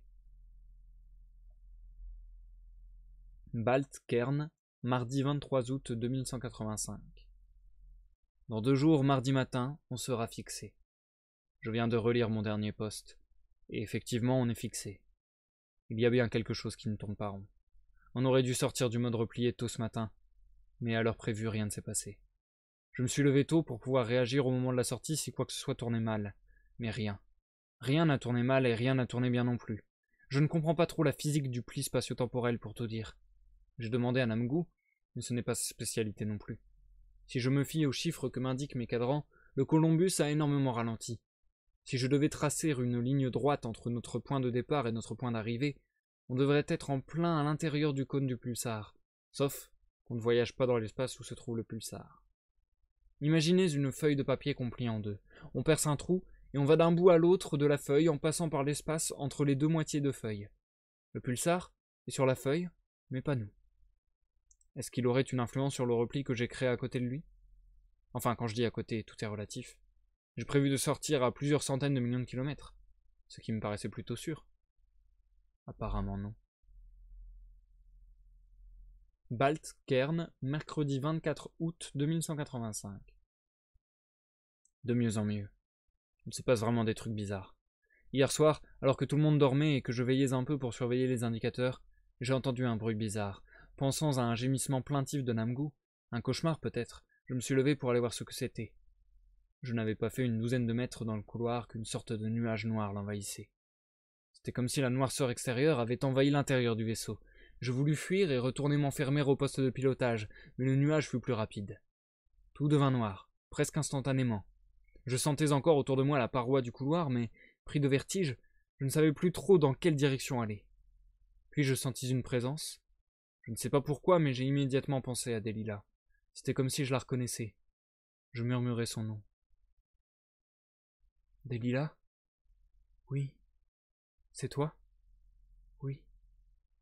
Je suis en train de rêver? Non, tout ceci est bien réel.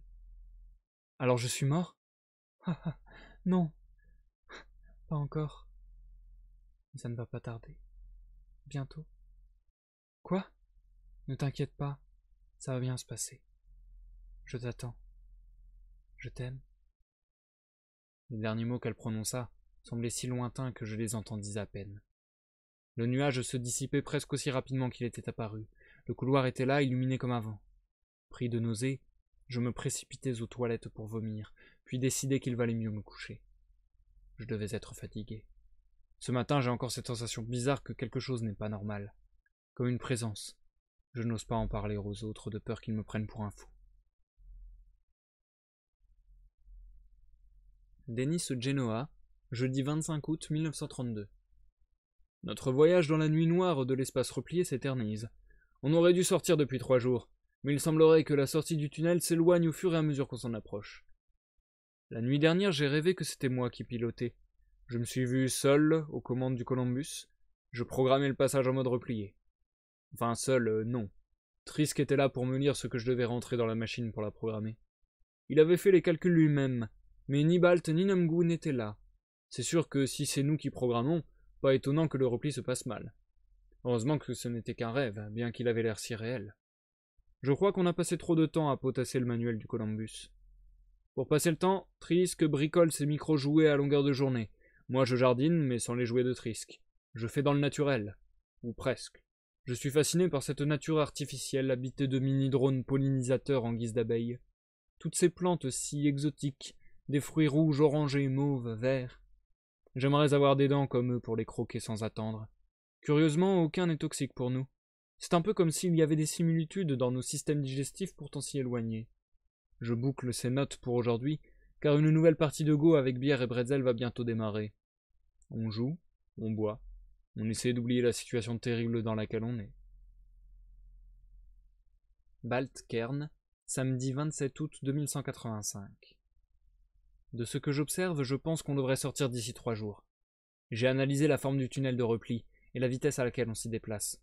J'ai essayé d'accélérer, mais il semble que la vitesse de déplacement influe sur la forme du repli.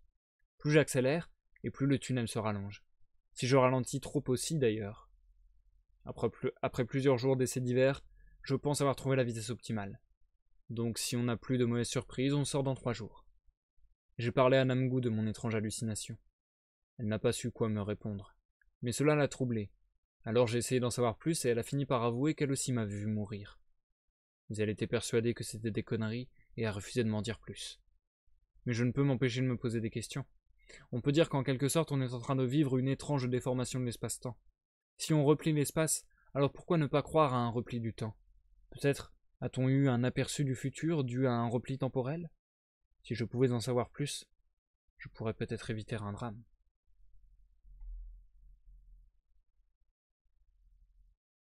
Balt Cairn, mardi 30 août 2185.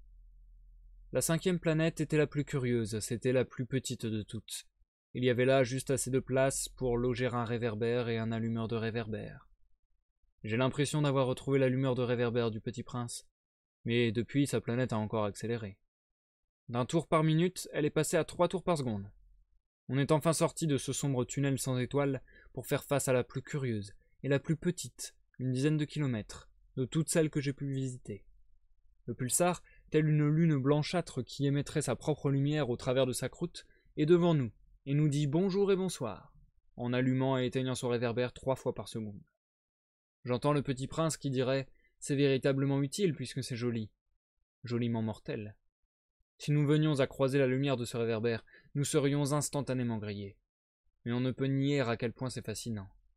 Tels des proies hypnotisées par leurs prédateurs, on ne peut se résoudre à détourner notre regard.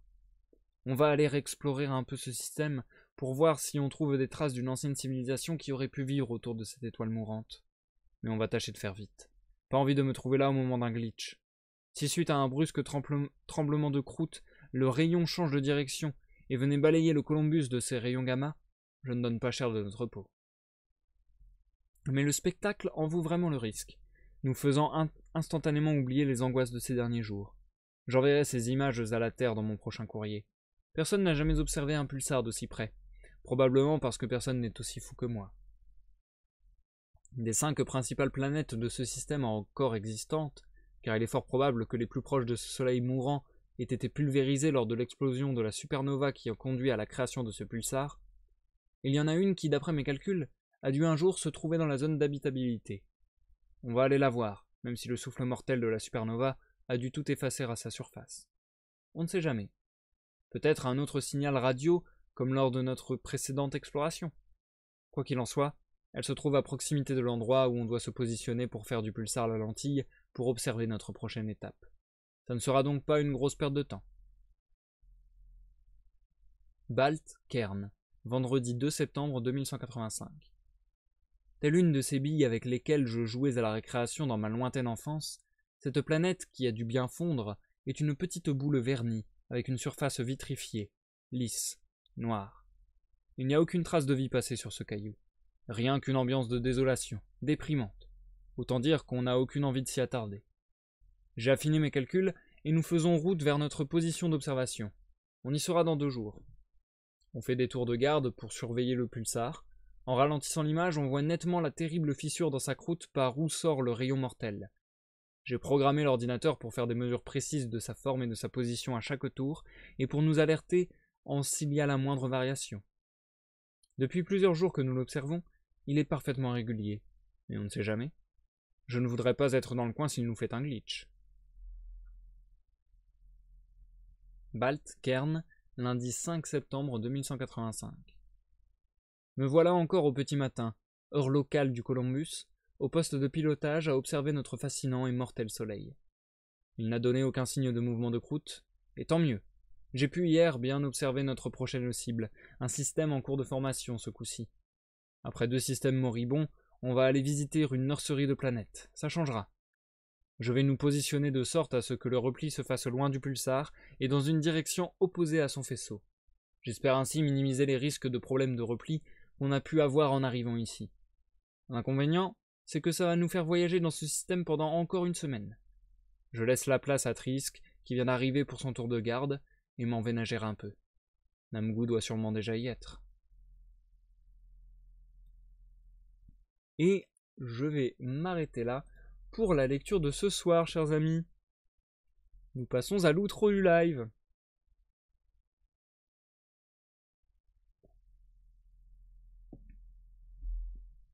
Alors Dimal qui nous a fait un commentaire de ce que je disais lors de la pause avant de reprendre la lecture, et qui du coup disait « Des fois j'ai un peu l'impression d'être schizophrène, que c'est quelqu'un d'autre qui me dicte l'histoire et après je comprends pourquoi j'ai écrit ceci ou cela. C'est marrant comme approche du truc. Je comprends le sentiment, enfin comment dire, je n'ai jamais ressenti ce sentiment, mais je comprends qu'on puisse ressentir ce sentiment. Disons que je ressens un sentiment similaire, mais que j'aurais pas décrit de cette manière. Mais du coup, c'est intéressant de le décrire de cette manière aussi. Et du coup, bah, concernant la suite de cette histoire, en vérité, un peu comme tout à l'heure, après c'est normal, hein, parce qu'on arrive au 5e live sur cette œuvre. Donc un peu comme tout à l'heure, j'avoue ne pas avoir forcément beaucoup de nouvelles choses à dire sur la lecture. Je trouve juste que là, ça a trouvé son rythme de croisière. Je trouve que, bah encore une fois, comme je le disais tout à l'heure, je pense que la publication petit bout par petit bout sur ton blog a fait que tu t'es mis petit à petit dans ton histoire. En tout cas, moi je le ressens un peu comme ça et j'ai vraiment l'impression que du coup ça va de mieux en mieux.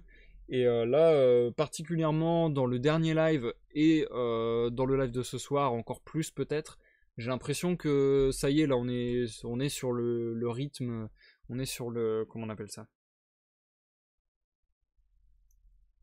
Enfin, c'est ton train-train quoi. On sent qu'on est dans le rythme, qu'on est embarqué dans l'histoire, que ça suit son cours et que c'est fluide, que c'est logique, que c'est agréable. J'ai pas forcément grand chose à relever de plus que ce que j'ai déjà pu dire lors des lives précédents.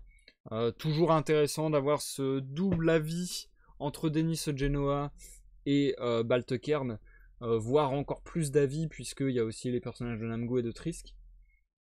J'aurais peut-être tendance à dire que c'est encore une fois un peu dommage de passer rapidement sur certains événements parce que après là on l'a accepté parce que vu que c'est dans un délire space opéra ça s'accepte un peu mieux, mais c'est vrai que je trouve ça dommage par exemple que là Denis Genoa ça avait vraiment un grand intérêt jusqu'à présent sa présence, et là ça commence peut-être à être un peu, enfin il y a eu peut-être un petit ventre mou où il y a eu beaucoup moins de parties avec Denis et beaucoup moins de parties intéressantes je trouve avec Denis. Là ça revient un petit peu puisque du coup c'est lui qui a été un peu aussi l'alerte pour dire, pour signifier au lecteur que le reste de l'équipage est inquiet de ce qu'est en train de faire Balt. Donc ça c'est assez cool. J'espère que Denis va reprendre un peu plus d'importance et qu'il y aura peut-être un peu plus de développement sur sur les liens entre les différentes races extraterrestres et dire enfin voilà, vraiment un étonnement, une surprise ou peut-être même des frictions sur leur ressemblance et leur divergence quoi. Ce serait peut-être enfin moi j'aimerais bien voir ce genre de choses. Après ça s'accepte mieux je trouve avec le format un peu space opéra. Après, sinon, j'aime beaucoup quand ça part dans des trucs un peu plus mystiques, un peu plus chelous. Donc là, ce questionnement du repli un peu bizarre, etc., je trouve ça sympa. Même si, je dois avouer, je trouve que l'œuvre globale, Columbus, le voyage sans retour, souffre d'un petit défaut qui est, je trouve, et ça va avec le fait que tout va trop vite, je trouve, c'est qu'il n'y a jamais de vrais gros problèmes. Et j'ai l'impression que même dans le texte, textuellement, c'est souvent écrit « c'est bon, tout va bien ».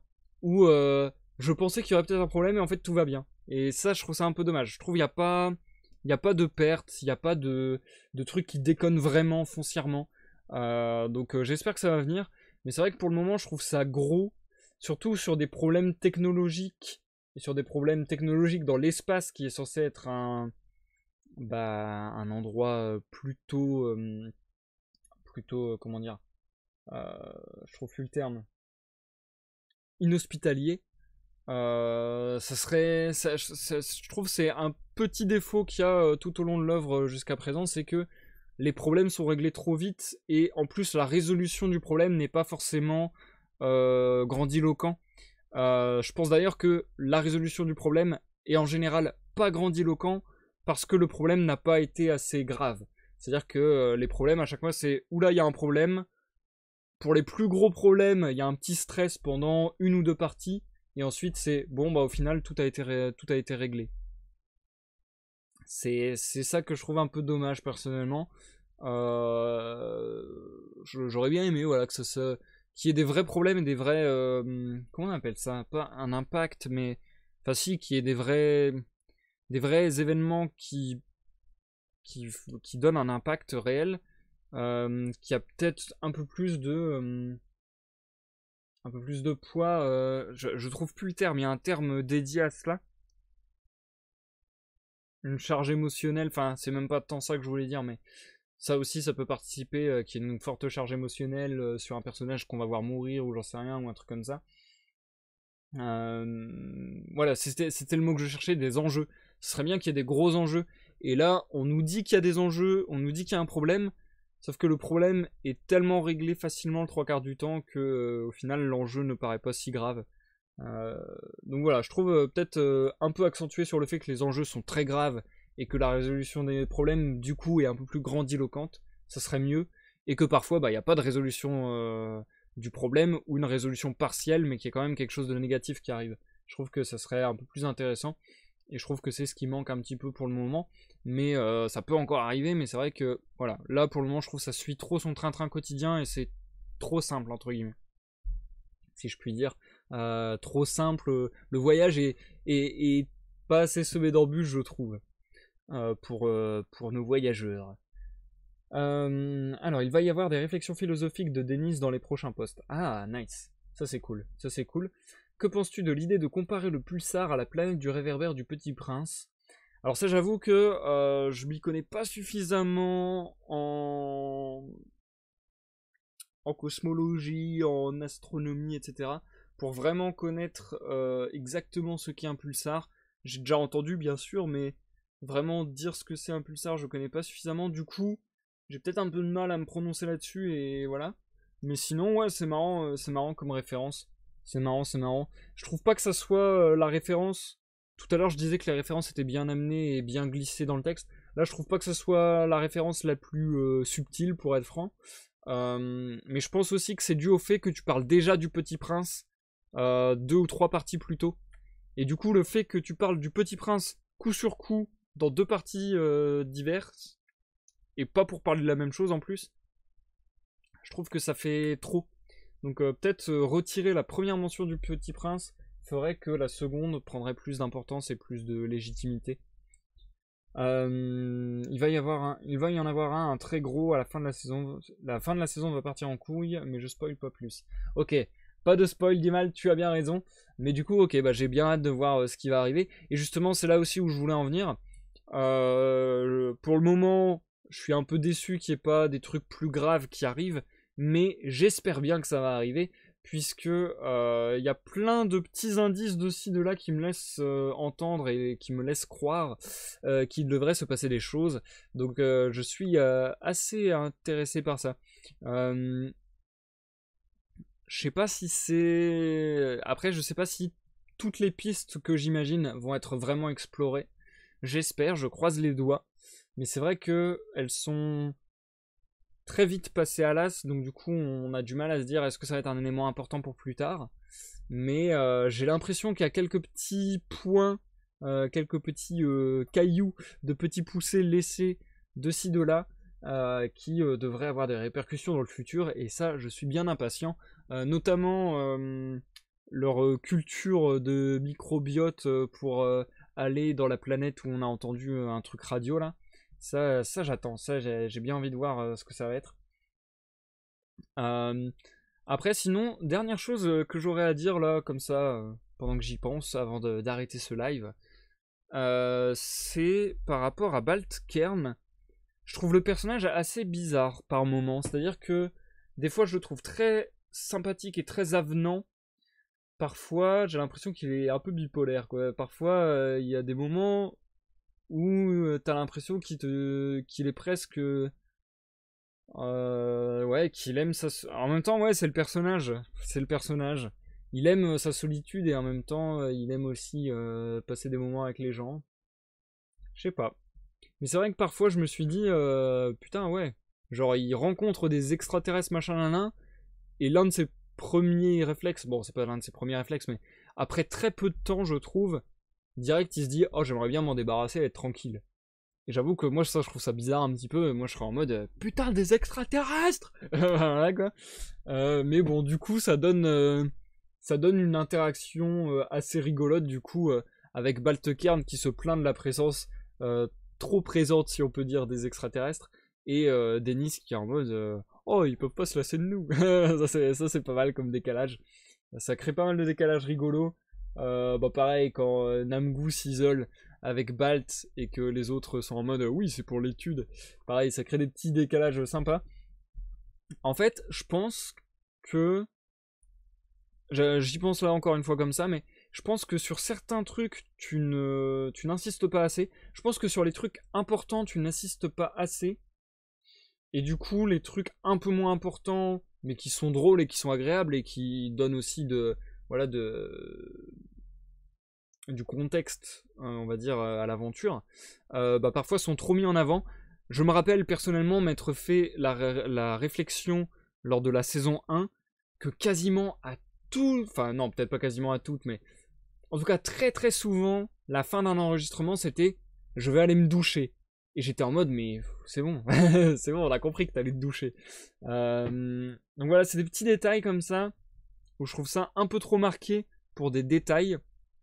Et du coup, je me dis, si t'insistais un peu plus, mais un tout petit peu plus lourdement sur des trucs importants, par exemple sur les petites graines que tu laisses pour plus tard, je pense que ces passages passeraient encore mieux parce que il y aurait un équilibre, tout serait à peu près sur le même plan, etc. Alors que là, par exemple, ça m'a étonné, du coup, je parlais dans la saison 1 de ce délire de toujours dire qu'il allait se doucher, et là, sur cette saison 2, je trouve que dans la lecture de ce soir, ils n'ont pas arrêté de répéter, enfin c'était très très marqué, très très présent, que sans arrêt Namgoo et Balt allaient s'isoler pour faire leur affaire. Et ouais, j'ai trouvé ça très marqué là pour le coup ce soir, sans que ça ait un intérêt hyper important. Je trouve que ça aurait pu être un peu moins marqué. En fait c'est ça, c'est soit tu marques un peu moins ce genre de choses, mais du coup ça perd peut-être un petit peu de son effet humoristique et, et, et contextuel. Soit tu remets les événements vraiment importants un peu plus haut et tu leur donnes vraiment un peu plus d'importance pour que ça rééquilibre le tout. Voilà. Après je dis ça, moi ce sont mes simples ressentis, mes simples petits ressentis à moi et à personne d'autre, hein, attention, je ne me permettrai pas. Mais voilà, moi c'est mon avis, c'est mes impressions sur ce texte. Je pense avoir déjà pas mal délayé ce soir. J'avoue que voilà, c'est logique, hein, de live en live, je pense que j'aurai de moins en moins de choses à dire, puisque je vais pas répéter sans arrêt ce que je dis sur le style, etc. Dit mal, oui, à l'écoute, je m'en suis rendu compte. C'est vrai que ça c'est pas con ça. C'est vrai que c'est pas con, Kia. C'est vrai que d'écouter son texte, ça doit faire genre que ça vient du, enfin ouais, ça, comment dire, entendre son texte d'une source extérieure, ça doit faire ressortir aussi un peu les défauts. C'est pour ça de toute manière qu'il faut des lecteurs tests souvent sur ces bouquins. C'est pour ça que les mecs qui écrivent des romans, ils ont toujours 2 ou 3 personnes à qui ils les envoient non-stop, etc. pour avoir des retours constants. Mais ouais, c'est vrai que c'est pas mal ça. Faudrait que je fasse ça. Bref, en tout cas, c'était un peu lourd. Ouais, un chouïa, je trouve. Après, ça va, hein, c'était un chouïa lourd, mais ça a l'avantage de jamais avoir été vulgaire, donc ça va, c'est pas trop grave au moins. Parce que bon, il y a des gens qui auraient été lourds et vulgaires, et là, ça aurait été très chiant. Donc voilà, là, franchement, ça va. Ça va, ça reste encore correct. Voilà, c'est un peu tout ce que j'avais à dire, je pense, sur la lecture du soir. Lecture globalement que j'ai bien aimé, et je pense vraiment que pour le moment, je kiffe bien la saison 2, et je pense que mon plaisir croît au fur et à mesure des lectures. Donc vraiment cool. Mélange de space opéra, de moments un peu plus dark, un peu plus mystiques, notamment l'apparition de Delilah, là j'ai trouvé ça assez mystique, assez sympa. Ça m'intrigue bien aussi. Donc ouais, franchement je me dis qu'il y a plein de pistes ouvertes. Là où il y a quelques lives, je me disais, bon ça va être quoi la suite, parce que là je vois pas du tout. Là je trouve que c'est beaucoup mieux structuré, et là je me dis, j'ai au moins 3-4 pistes en tête, où je me dis, ok, ça pourrait partir là-dessus, c'est hyper intéressant. Et du coup j'ai peut-être plus ce sentiment de... J'en veux plus et je veux voir la suite. Donc ouais, c'est pas mal, c'est pas mal. Très très bien même, je trouve. trouve ça très cool. Sur ce, je vais vous souhaiter une bonne nuit, une bonne soirée. Merci à tous ceux qui ont suivi ce live, Dimal, Matt, Jumpy, Zikael. Ça m'a fait plaisir de vous recevoir ce soir sur ce live. Demain, de 13h à 16h, il y aura un live sur Sea of Thieves où je serai peut-être en solo, peut-être pas, et où je ne ferai pas des Fables du Flibustier puisqu'on les a terminées. Donc voilà, ce sera un peu mystère. Je pense demain que ça sera chill.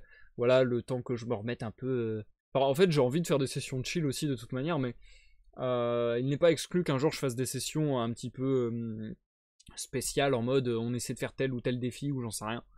Mais là, ouais, demain j'ai envie de faire chill, donc voilà, demain ce sera certainement chill de 13h à 16h sur Sea of Thieves. Vendredi 21h, on poursuit et termine la lecture de la saison 2 du Columbus. Et dimanche, live de découverte sur l'univers de League of Legends, avant que mardi, on enchaîne avec la saison 3 du Columbus.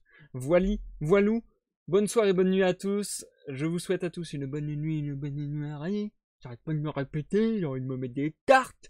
Bref, bonne nuit, bonne soirée à tous, et je vous dis à la prochaine pour une prochaine lecture, une prochaine découverte ou une prochaine partie de gaming. Bye bye.